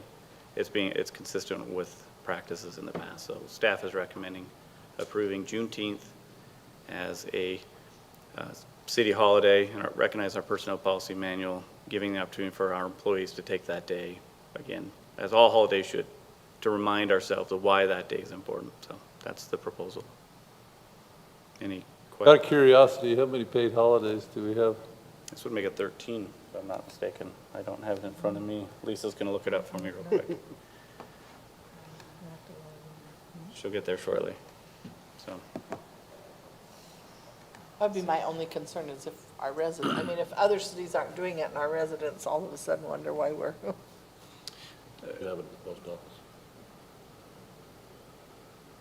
I recommend approval of Resolution 2022-08, declaring June 19th as Juneteenth, National Freedom Day, and amending Section 4.090 of the Centerville Personnel Policies, designating Juneteenth, National Freedom Day, as a legal city holiday, and enthusiastically do so.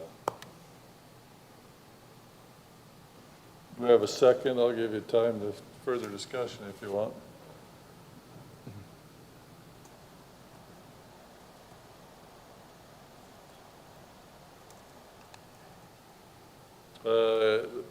I don't hear the second yet. I'm open for more discussion.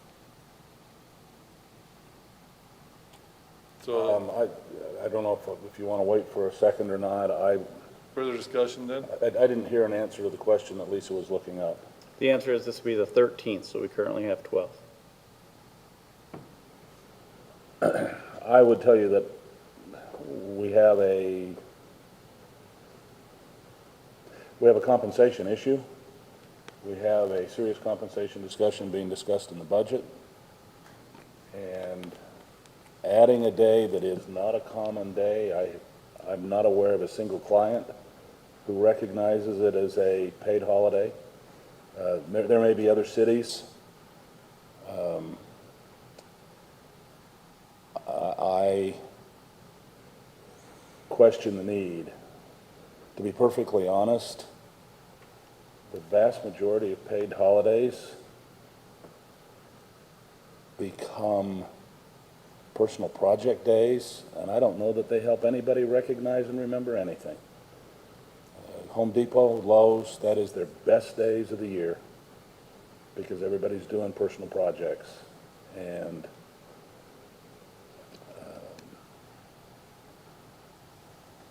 those are my thoughts. That could be good for our sales, though. Everybody's buying on those days.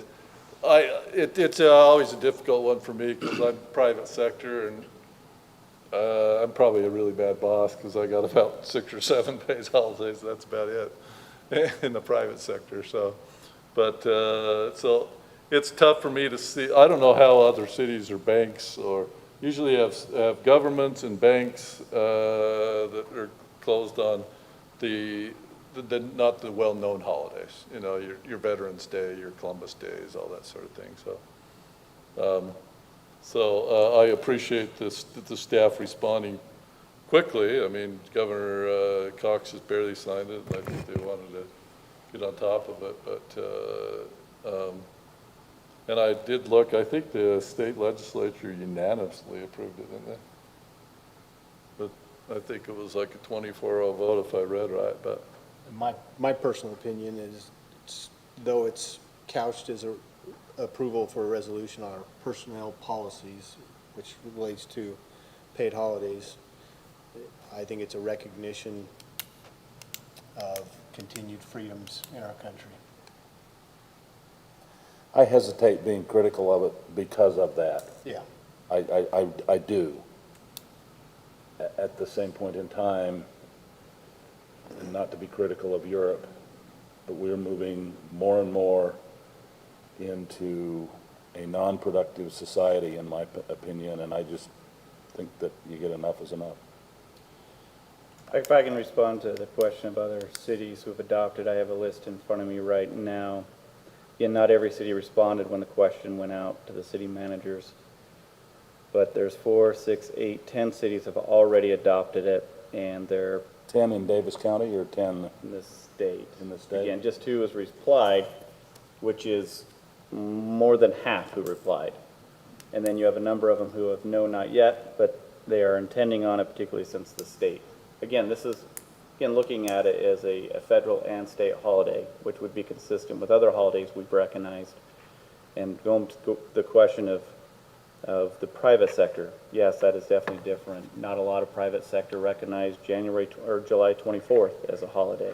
And I've never had July 24th as a holiday. right, that's what I'm saying, is it's comparing against private sector is one thing, but being consistent in our personnel policy manual from an objective standpoint, we recognize all the other federal and state holidays in our personnel policy manual. And singling one out, I think that's the discussion. Is Juneteenth a bank holiday? It's a federal and state holiday, so yes. Since it's a federal holiday, it becomes a holiday for banks and the post office. no, banks and post offices we close, yeah. Are they? Yes.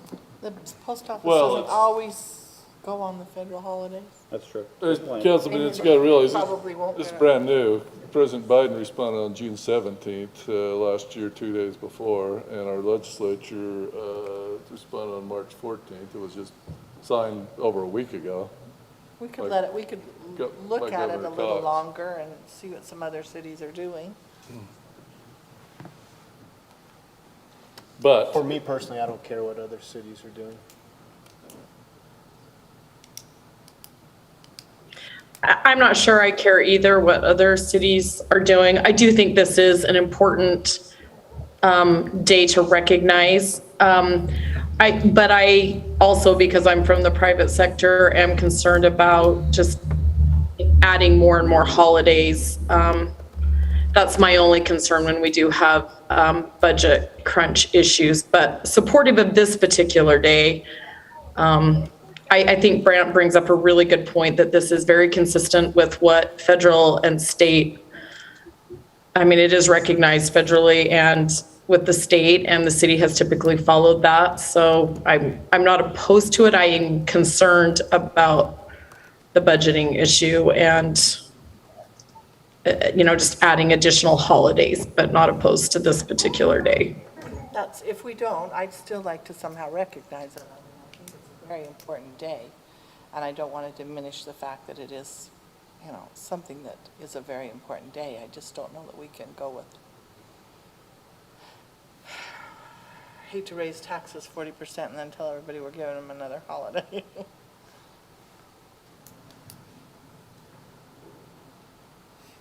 So it sounds like. I would personally like some time to, I was totally taken aback I'd like a little bit more time to think about it. I'd like to see how many other cities do it. I recognize what Spencer's saying, that he doesn't really care what other cities do. And I agree with giving it recognition, period. But I do care what other cities are doing as far as, you know, the compensation, competitiveness. I guess I'd like to look at it again in 30 to 60 days and find out what the lay of the land is a little bit more, personally. Yeah, that's how I feel. I'd like a little more time, a little more information. I'm not against it.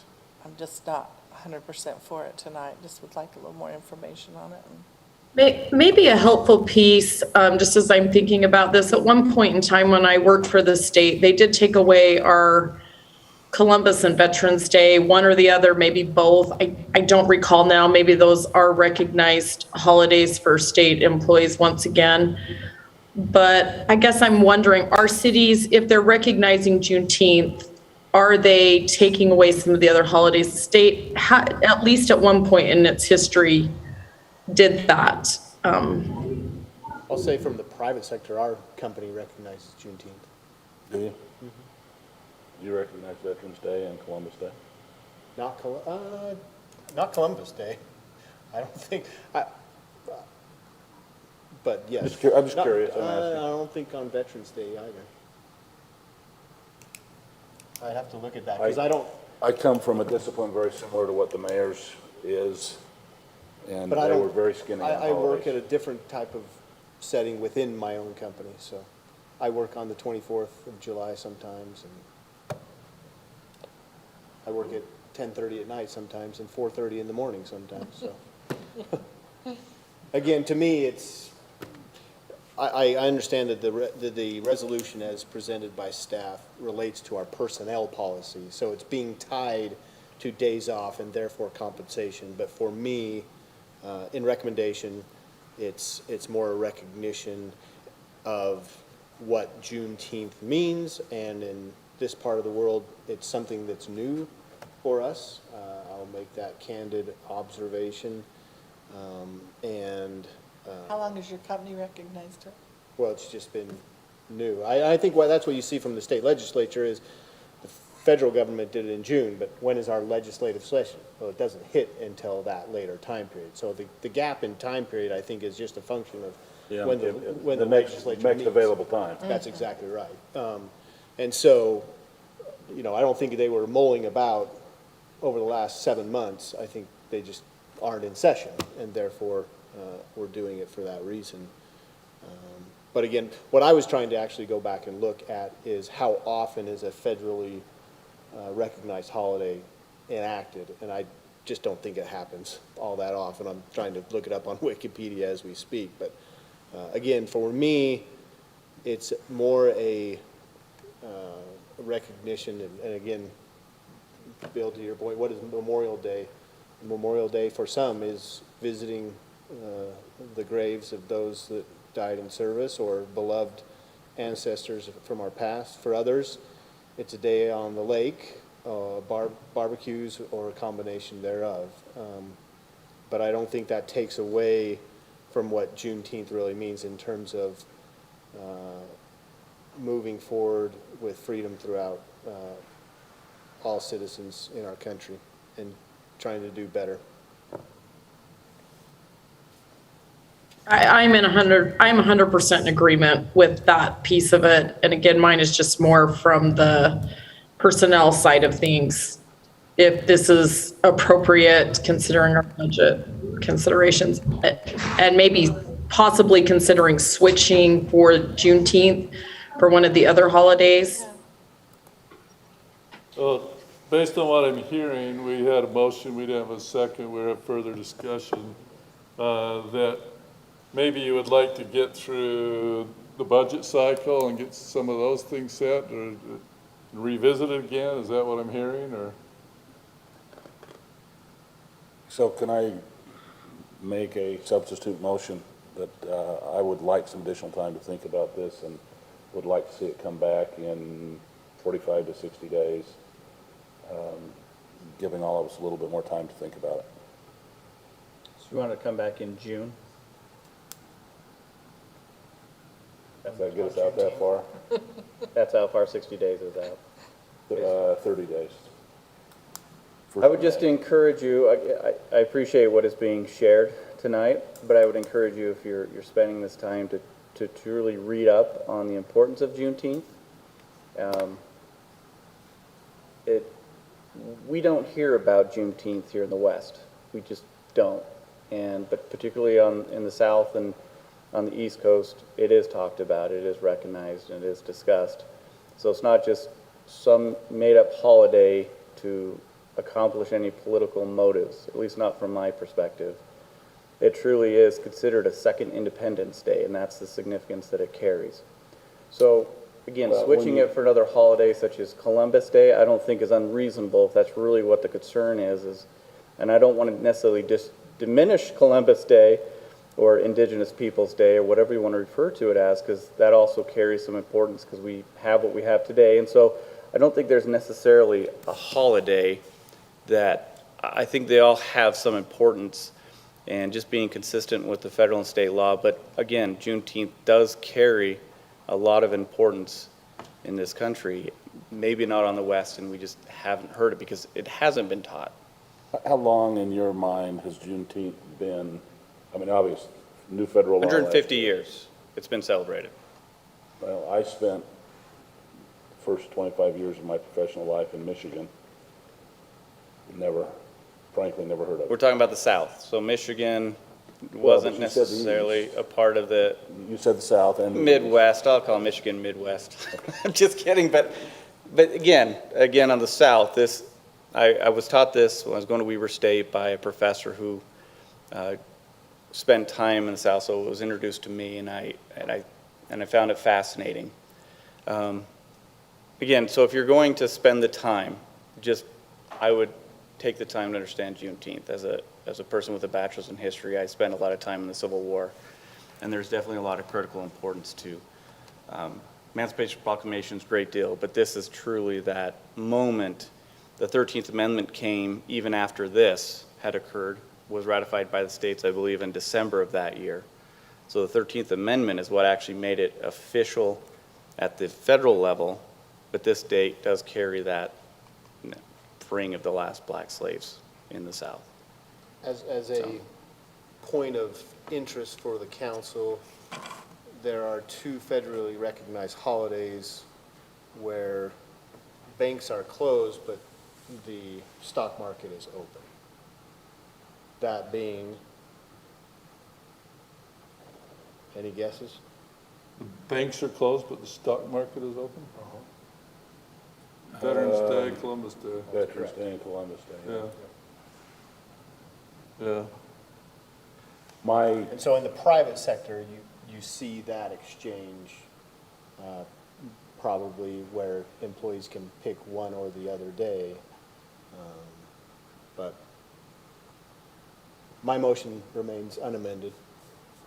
I think it's an important day to remember. I wish, we can't force people to stop and remember. I know my last two Veterans Day, even though I don't take it off in the private sector, I spent this past Veterans Day in the morning up at our park hearing a wonderful speech from a veteran. And I spent the previous Veterans Day over in Bountiful at the dedication of the military park and the Veterans Park over there. So you can't force people to remember, but if you're going to have a holiday, you wish they'd step back. I remember years ago I was at Park City and everybody's just going crazy and saying they're loving setting off fireworks, but are they really thinking about what this day is? You know, that it was the day that we announced to Great Britain that we were severing our ties with them and our independence for this freedom that we have in our country, the freedom that you have to have this time off, the freedom that you have to work, the freedom that you have to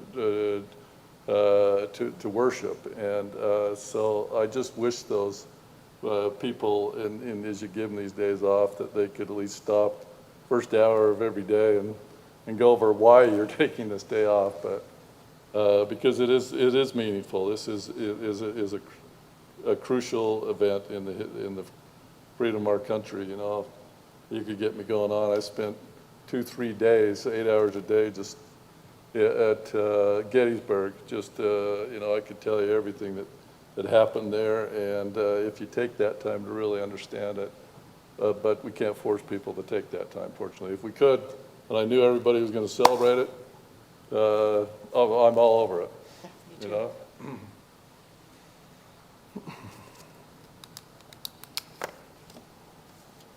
So, Well, there's two resolutions are proposed, neither of which have gotten a second. I'll second Bill's. I wasn't trying to push that, but I wasn't thinking, We oughta- if we don't get a second, the motion fails, right, Lisa? What was your official motion, Bill? Just so that we have it on. I amended my 45 to 60 days down to 30. I would like 30 days to Table. think about it, have it tabled, come back in 30 days with some additional information about number of places that it's going to be done. Could you please send us a list of what all of the employee days off are? And I'll do some asking around. I've got family in the South and in a number of places, and I'll ask some questions and do some research personally. The list of holidays is in the resolution, just so you're aware. But yes, we can bring that if this motion passes. So we have a motion by Bill and a second by Rob, and everybody heard that motion?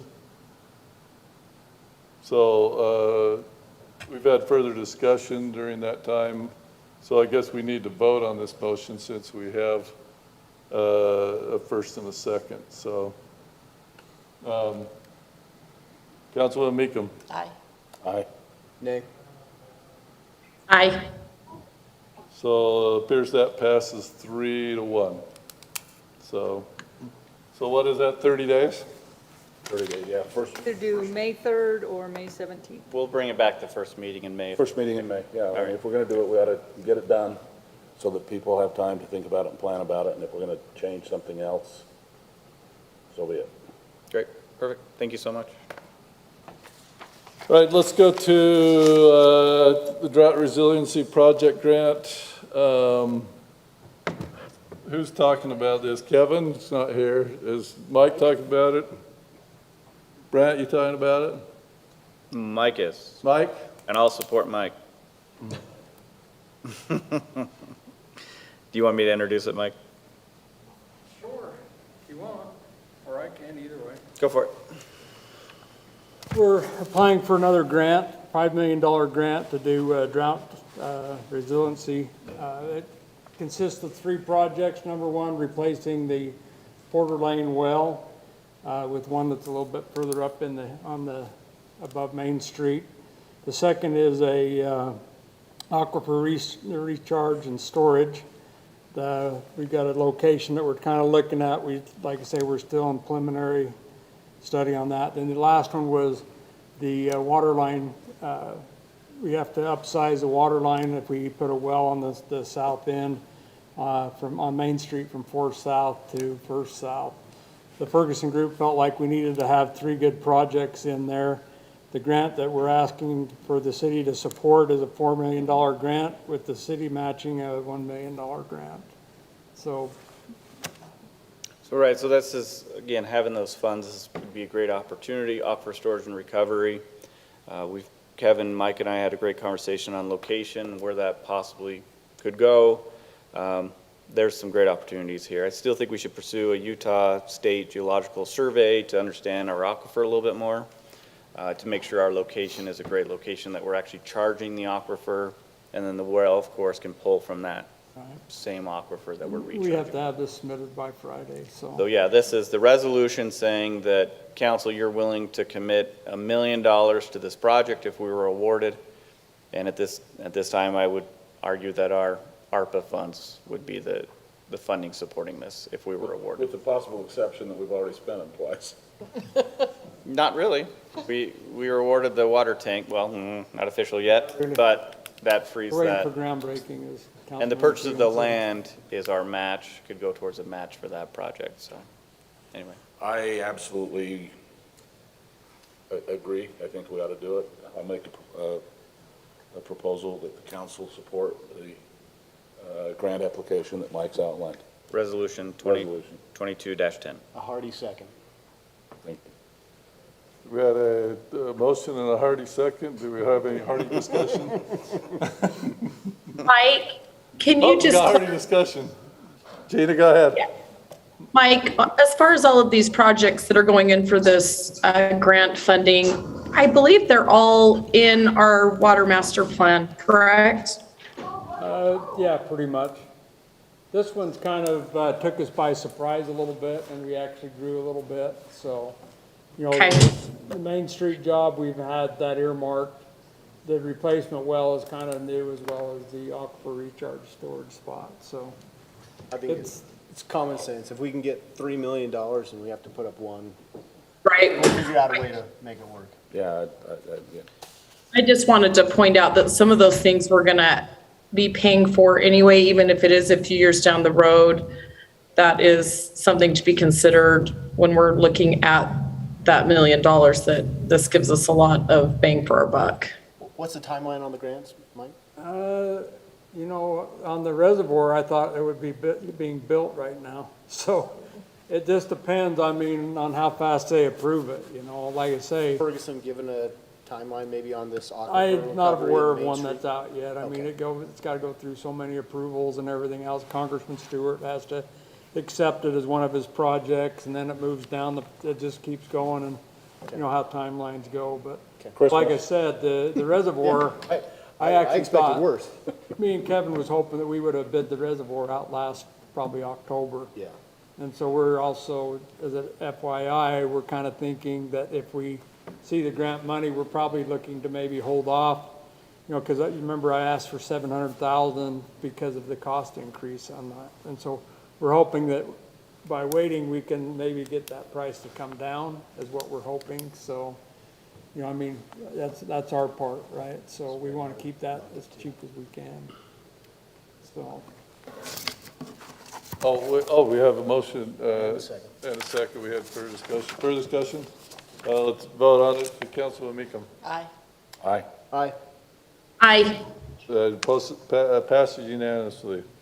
Mike, I've been following the discussion on this, of staff that's working on this. Do I need to sign anything? Because I'm leaving town tomorrow at about, I believe you do, Yeah, right, you're the- Lisa? And you'll have to sign this resolution. gets us something I can get signed tonight? I have Okay, it printed perfect. already. Because our Mayor Pro Tem is also out of town, so this is important. I want to get something signed if you need me to. Okay. I know that we're, you know, last year we were under the same deadline trying to get the or the replacement tank going too, so Kevin's been pretty proactive in getting the buttons pushed, so that's why tonight was important for that. Okay, perfect. Thank you so much. We got some bid awards. We got, I guess we're doing these all separate. But that's how we have them listed. So the first bid award is London Road Colony Water Line and Storm Drain. Report. Mike, do you want to tell us something about it? Yeah, so we've actually had the bid award for the labor and the materials. Great Basin was actually low bidder on both jobs. We had some concerns with their being able to get both jobs done. They actually have a job in West Bountiful that they're supposed to be at.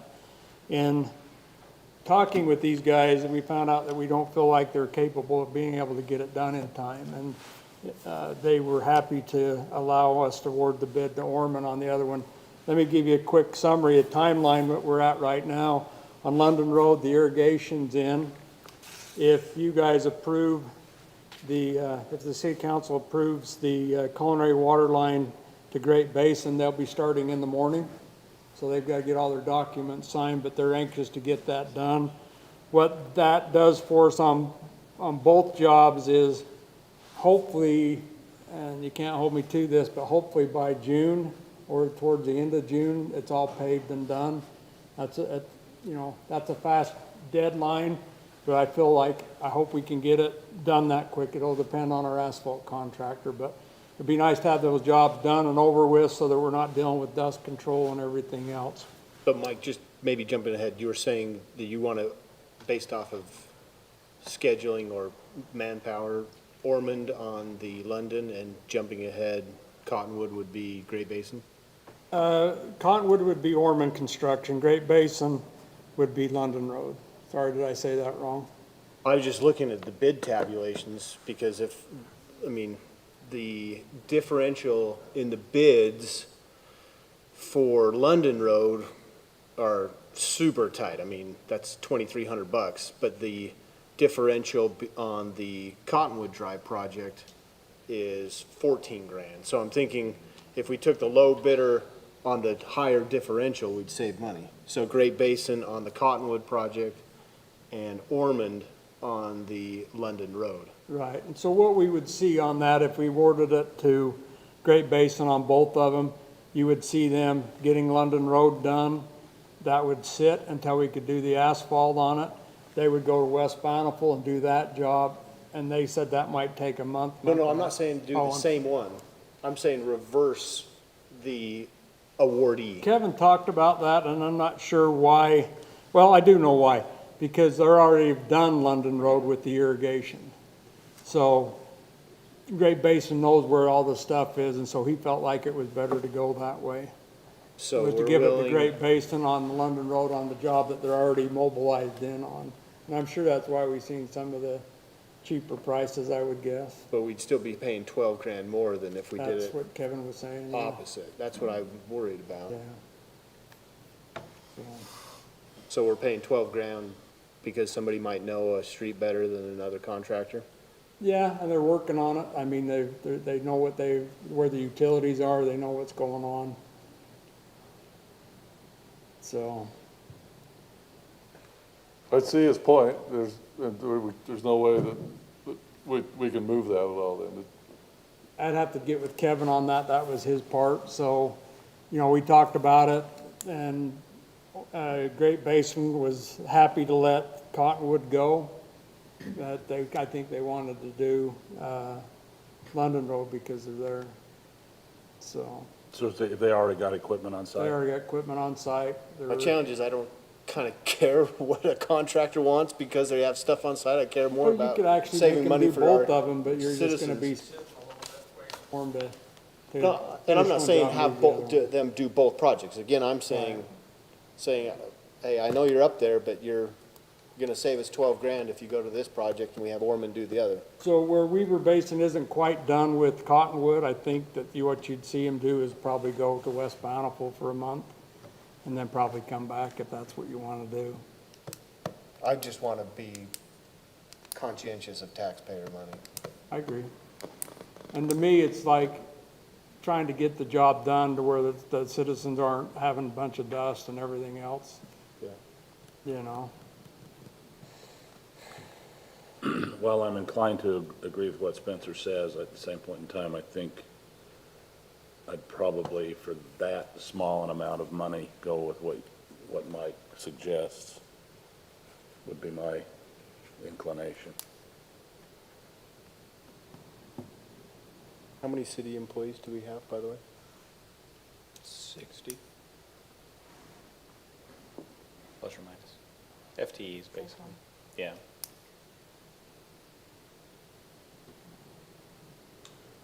Yeah, not including Tim. I was just I doing guess a quick calculation. I'd be willing to make a motion that we approve the recommendation to approve the notice of award on the London Road project to Great Basin Development and Construction. Could we amend that to ask Mike to look and see if there's a possibility of switching them? And give him like, He's already said there's a Trick possibility is they're of switching. mobilized, it sounds like, so. They're sitting there, You're, they're Talking waiting. about starting Yeah. tomorrow. yeah, Oh, okay. their pricing is probably based on a release I think that's quickly. probably, why. No contractor's holding prices very long anymore. Okay. It's not a warm and fuzzy feeling, but we felt like it was probably the best way to go, if that makes any sense. I mean, to us, if we can get the job done, then that means all our other projects we can get going on sooner, try to get things done. All right. Got a motion, second to Bill's motion, or Councilman Ince's motion? Second that. We have a second to it. Further discussion? Still a roll call vote. Councilwoman Hirsch, you're first this time. Aye. Going to my left, to the end. Councilman Meekum. Aye. Aye. Aye. So that passes unanimously. Next bid award is Cottonwood Drive. Mike, anything on this, or do we? Yeah, Orman would be able to move in probably within a week to 2 weeks. We need about 3 or 4 more days to get Weaver Basin done, cleaned up and out of there. And then we'll be able to start moving right in on that one as well. Like I say, going back to it, I mean, I wish we could switch it around or whatever, but to me, it makes the most sense to be able to get these jobs done and get them over with. You know, we've gone into October on most of the last 2 jobs that we've done. I would be excited to get them done and over with, you know, and not have our citizens go through so much. We probably saved $10,000 worth of grief over lack of complaints by getting done quickly. So, Northeast last year was, last year wasn't so bad, it was the year before. the year before was horrible. Yeah, that was a rough one. I'd make a motion that we approve the notice of award for the Cottonwood Drive culinary water line and storm drain to Orman Construction as presented. Second that. Motion is second. Further discussion? Let's start with Councilman Ince, going to my right. Councilman? Aye. Aye. Aye. Aye. That passed unanimously. The final bid award is on London Road water line and storm drain. Oh, sorry, there's one more after that, too. You can just make one motion for all those if you'd like. It is summary action. The purpose of the summary action calendar is that you can approve them all at the same time, even if they're separate items. But if you want to pull them out for individual discussion, you can. I thought we had to based on amount. I did it specifically because we've said that, what I thought you'd said was, it's based on amount, they needed to be separately. Well, we prefer that you mention the amount in your motion. We have put the amount on the agenda as requested at the last meeting, so we are specifying, but yes, the motion should include the amount, and then it does need to be a roll call. Because, yes, for further meetings, this is the first time with this agenda, and we have them 1, 2, 3, 4. So I thought it felt I had to go through them 1, 2, 3, 4. But you're telling me that for further, in future meetings, we can combine all 4 of those. Right, so we have this new summary action section, so even if there are multiple items Right. under summary action, they're all still considered summary action, even We if just there's have to a separate state number into them. the awardee and the amount, though. Right. Okay, just got to see what's in bold. So this is the whole summary section. We've gone through 2 of them already. Okay, then I would make a motion that we approve the London Road materials award to Ferguson for $139,959. And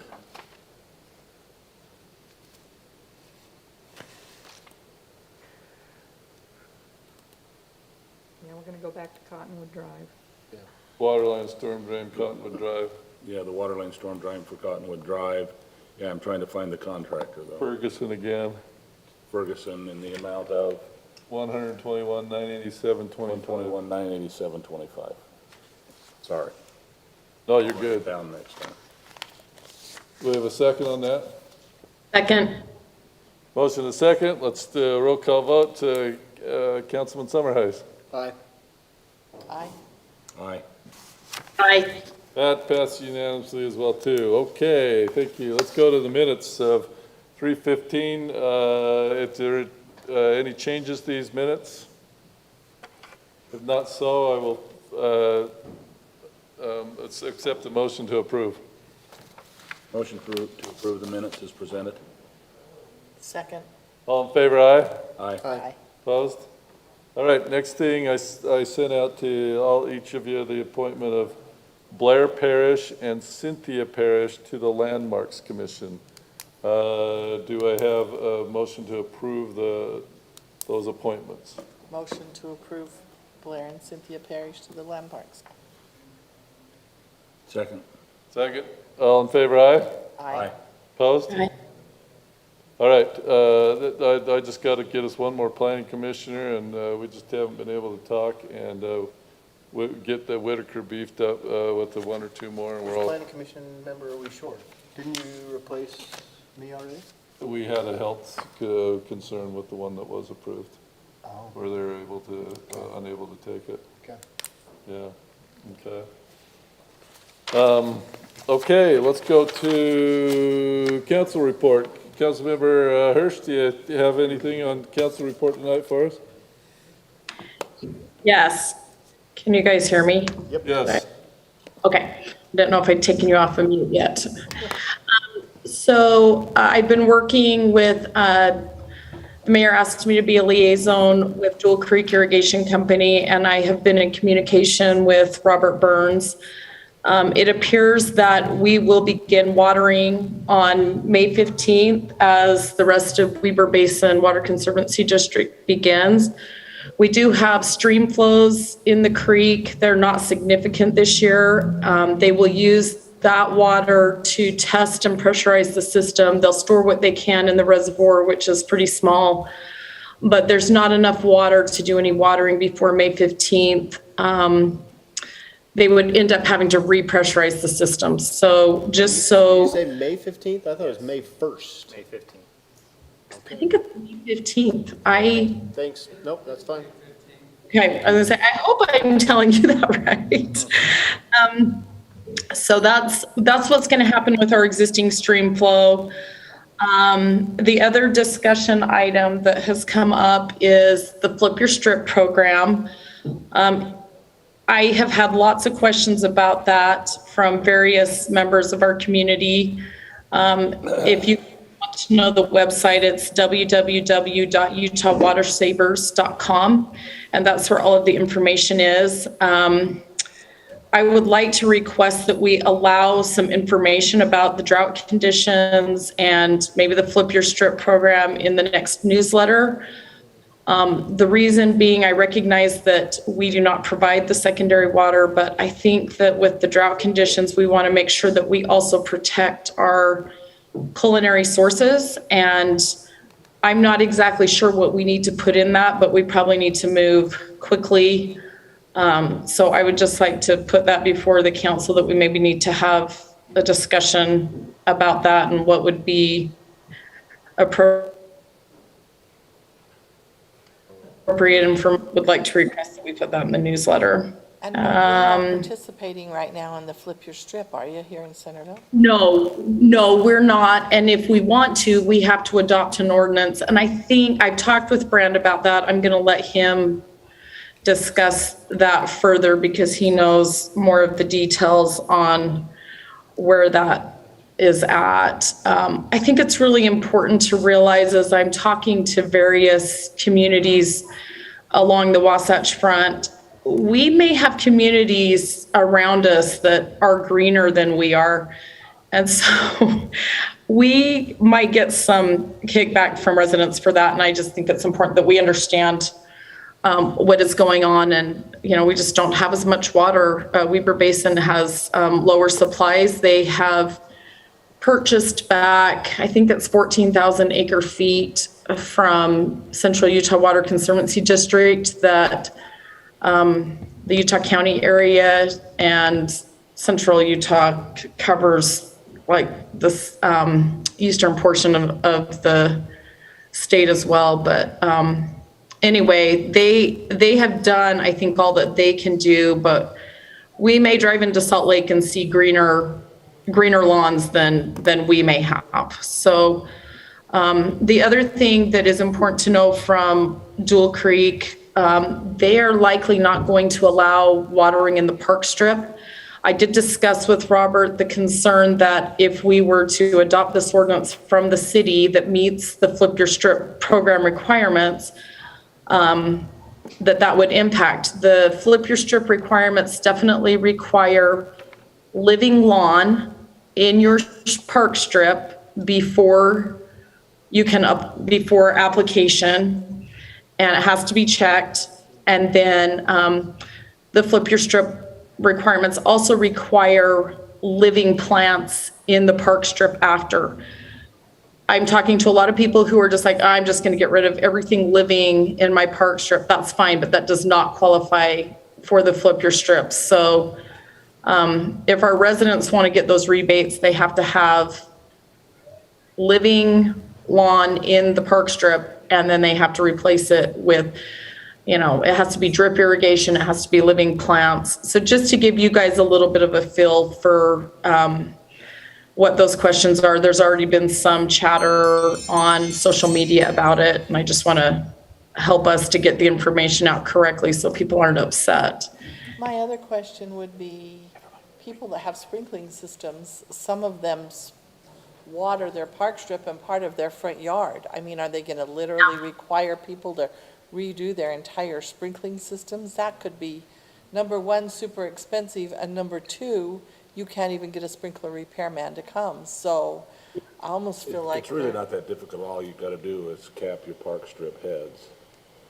Because that's what I did, because I. Yes, there probably are some solutions, but yes, that is, Robin, I think that's a really good point. And I think there's going to be a lot of questions like that as we move into this. And there's not a lot of time to get information out to the residents about this. But I think that, there's the frustration. Hopefully we can mitigate a little bit by getting information out quickly. Are they going to only allow 1 day a week watering? Yes. I'd heard that they were going to allow 2. No, just one.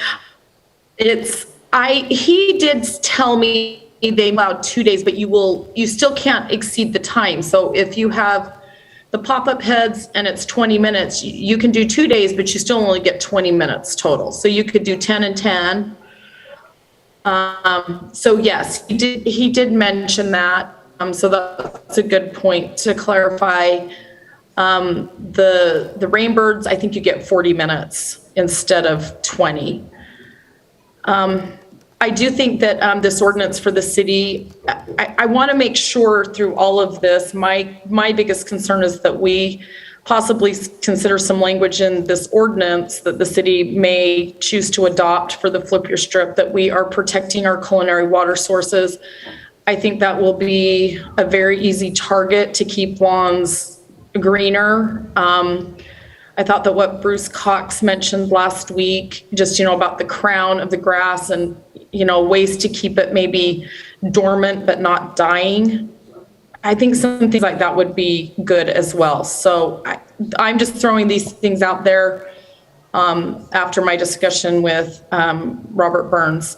One other thing Weber Basin Water Conservancy District has not done is they have not eliminated new landscaping. And does that impact our city? Is that something that should be talked about as well? That is all I have as far as our secondary water system. I think a lot of this does apply to the Weber Basin side of the city as well. Do you guys have any other questions about that? It doesn't look like it. Nope. Okay, the other committee I'm over is Parks and Recreation Committee. They have not met since I was assigned to that committee. They didn't have a quorum in February. March was the same way because of the caucus meetings. But they will be selecting 5 Friday nights for the summer movies, and they'll be selecting those movies at the next meeting. I would also like to maybe request that we have a discussion on some of the parks items. We lightly discussed it a little bit last week when we talked about the budget, the pickleball courts at Community Park. I'd like to discuss what's going to happen with the Randall property. I don't know that landscaping this year is going to be appropriate. And I think when I talked to Bruce, we're past that window anyway. But I guess I'd like to have a discussion about what happens there and if we have funding for additional pickleball courts there. Those are the things that I have for my report. Can I just quickly make a note? One of my concerns about when we were talking a week ago when I asked about the pickleball courts, just to follow up on what Gina's saying is, and I asked Bruce about this later, is we're really waiting on the Army Corps on the wetland studies. I'm concerned that we're going to wait and wait and wait for the Army Corps, which just is a function of how they work. Bruce didn't talk like that, though. Bruce is here. He talked like it would go through fairly quickly. You're at least a year away. It's a long process. I've We've gone been through the waiting a process. year Yeah, no. or more. And then, who knows what happens with the I-15 project? What I worry about is that we're perpetually delaying. I think we all collectively want to do the pickleball court there, but all of a sudden it's 2023 and 2024, and all of a sudden our citizens say, wait a second, time out. Whatever happened to the pickleball courts you guys were talking about in 2021 and 2020? And so I'm wondering, as a council, if we think about, this is just food for thought, and we can bring it up another time when we have time, but do we focus on another pickleball court right now, knowing that the community park is still ways off, or we don't want to be caught in a pickle, pun intended, where we're inevitably delayed on the community park courts, as opposed to, hey, we can do this court now, knowing that that one's also going to be coming, using our RDA funds. Anyway, food for thought. In the council meeting, my recollection, back late spring, early fall last year, there is serious concern about the noise factor on the recently acquired Randall property, the impact on the school and the impact on the neighbors, and the impact complained about by some city employees in this building, which are not applicable down at the park. And I'm happy to have that discussion And we later. can have That's that not for discussion, we tonight. can bring that discussion up and have it again. Yeah. But that was the reasoning, that the council decided to go the other direction. I had an avid pickleball person that had been on the city rec committee who came and had done some stuff on her own, and she said, you know, if you had all those pickleball courts going over there with the portables out there, you wouldn't even be able to hear a teacher. I haven't played that much pickleball, but they say it's really pretty loud. I'm glad it's been brought up. Let's get on the calendar again I don't want to delay another couple. I'd like to not 3 see years it go another year. I didn't realize. Yeah, I thought from the way. That's my you talked concern, that it so. was That's valid concern. Gina, continue. That's everything. Thank you. Oh, okay. Thanks. Mayor, can I make one quick comment? Sure. On one of the biggest problems we have is people cross-connecting irrigation to potable water. And so that's one thing that we have to be mindful of, is to get some education out on that. We've met with our staff and have talked about it, so they're going to be watching for that. But that's a big issue. If people are watering with culinary water and then, tying it basically onto their irrigation system, and then the irrigation system kicks on, and then we get all their water back into our water system, that's a big health issue. So that's also one other thing that has to be. Are you monitoring about that if you see a spike in somebody's usage during the summer, and then you can pay them a We have visit? the right meters and that. I mean, it's going to be people watching, and we're going to have to be watching as well. Well, Mike, the big concern this May 15th date is not very good. I would have much rather them do May 1st to September 1st, because people are putting in gardens. Yeah. And they're gonna be hooking up to their fresh water. I think it's awful, May 15th to September 15th. It should have been May 1st to September 1st, because nobody's watering much gardens after September 1st. And it's perfectly fine. They can water their garden on May 1st, but just don't connect it into your irrigation system to where we could have the potable But we're just water talking on Dual that. Creek for secondary, like, when do you plant your garden? Well, my dad's been hand watering his just because he wanted to hook it up to the city, or the irrigation water. Playing I said, cold "No, weather you can't." stuff, St. Patty's Day and Mother's Day weekend, your warm weather stuff. Yeah. So if we know a somebody who has sacrifice. recently Yeah, it is. done a water system that's got a bridge on it, We'd like to know immediately. It's a health issue. It is. It does, it happens every year where there's cross connections, and you end up in boil orders. You guys end up in a mess, as well as I end up in a mess. But why So would you do that if you're having to pay for the city water but not the irrigation water? Well, if you want to water, you don't have the, if you don't, well, like, let's take it to May 15th. If you want to hook onto it, Oh, so you do you it before take that? take a hose from your house water, buy an adapter and hook it on your irrigation spigot, turn it on and shut your irrigation water off, and then you can actually run your sprinkling backflows into system, your system. so it goes backwards through it. We have one documented case in Centerville where we had a cross connection, and the PSI difference was 5 PSI, and ours was higher, so whenever we open up a fire hydrant or whatever, and we drop below the 5 PSI, they were drinking irrigation water. So fortunately, we couldn't find out, we took samples all the way around the area. We couldn't find anything that we had, but I know that had to be going on. The 5 pounds is very minimal to where you're gonna get a cross connection. So I just want you to be aware, we're out there with our staff trying to do that. We're gonna be educating and watching that as well. We do every year, especially after irrigation shuts off and people's trying to water, we watch it. But this is gonna be an ongoing thing all year long for our guys to be watching. So, thank you. Thanks, Mike. So we need to educate city staff, the people, how bad this is. Public Works has all been trained already, so street department knows if they see it, to call one of the water guys. We'll be discussing this at the next city council meeting during We will. our drought All right, response. perfect. Okay, thanks, Mike. Okay, I'm gonna just hit the most important events so we can keep moving along. I do want to point out, Mayor, if I could just a minute, it sounded like there was some confusion, and I apologize. I've put into my weekly report, and I've also explained a year ago, last fall, it will be more than a year before we're ready to, would be able to break ground on the pickleball courts at the community park. We have a wetland consultant who will be evaluating at the driest point of the year, which will be August, September of 2022.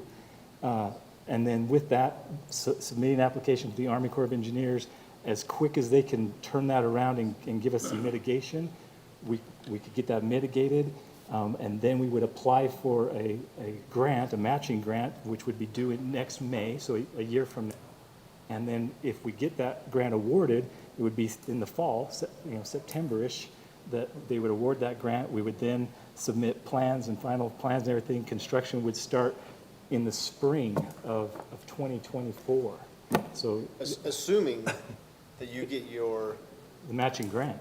your grant as well as your Army Corps determination within that This is why.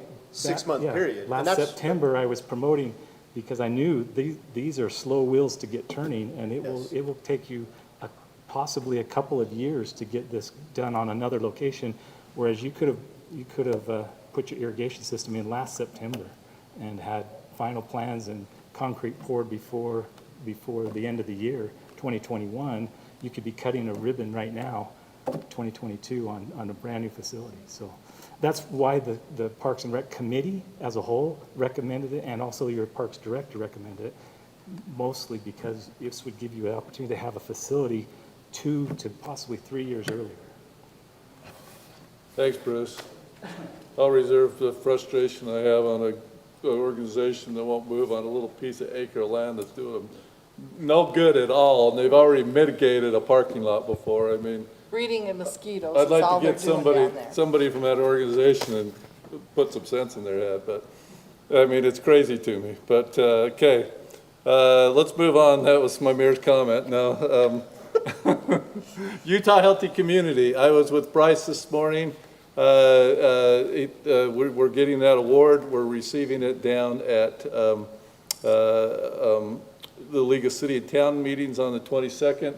I think 1 or 2 of you are going to be there. I hope that Mayor Pro Tem Hurst, that you're going down. If not, either Councilman Ince or our city manager can accept that award because my daughter's graduating, and so I'm just kind of bummed out I have to miss that meeting, but we're one of only a handful of cities that are receiving that award, and they came and interviewed Bryce and I today to do that presentation at the league meeting, so we're excited about that.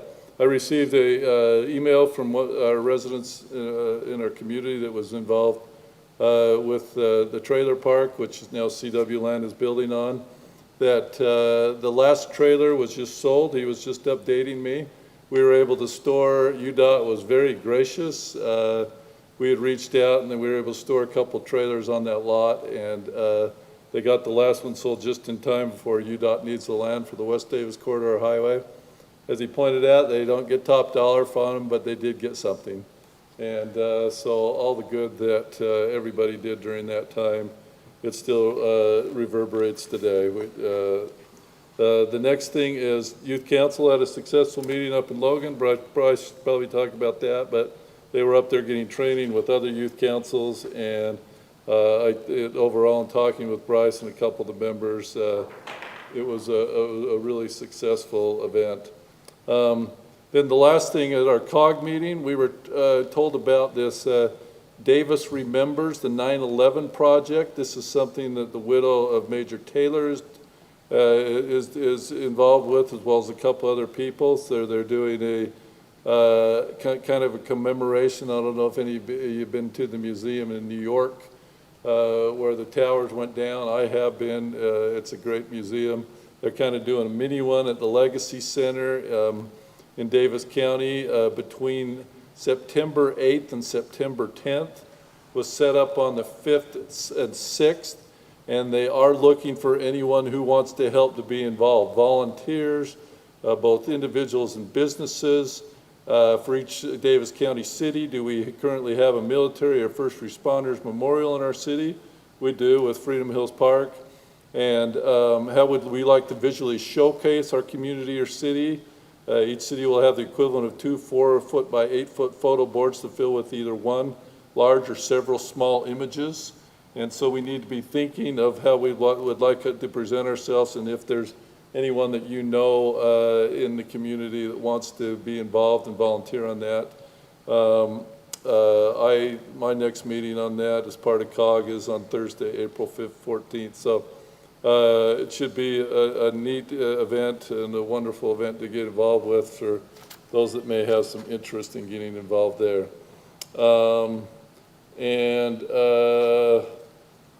That's it. No, the last thing is the Utah Utes no longer have the distinction of being losing a game, of being behind at halftime by 10 points. They no longer have that distinction. The North Carolina Tar Heels now have it, as they gave up a 15-point lead. So Utah's free from that distinction now. That is my report. Any questions for me? City Manager. Mr. Mayor, I don't have anything to report at this time. You don't have anything? Okay. Let's look to, for a motion to adjourn. And Are we doing any closed session tonight? it did go to a budget session. Motion to adjourn and go to a budget session with a 5-minute recess? Yep.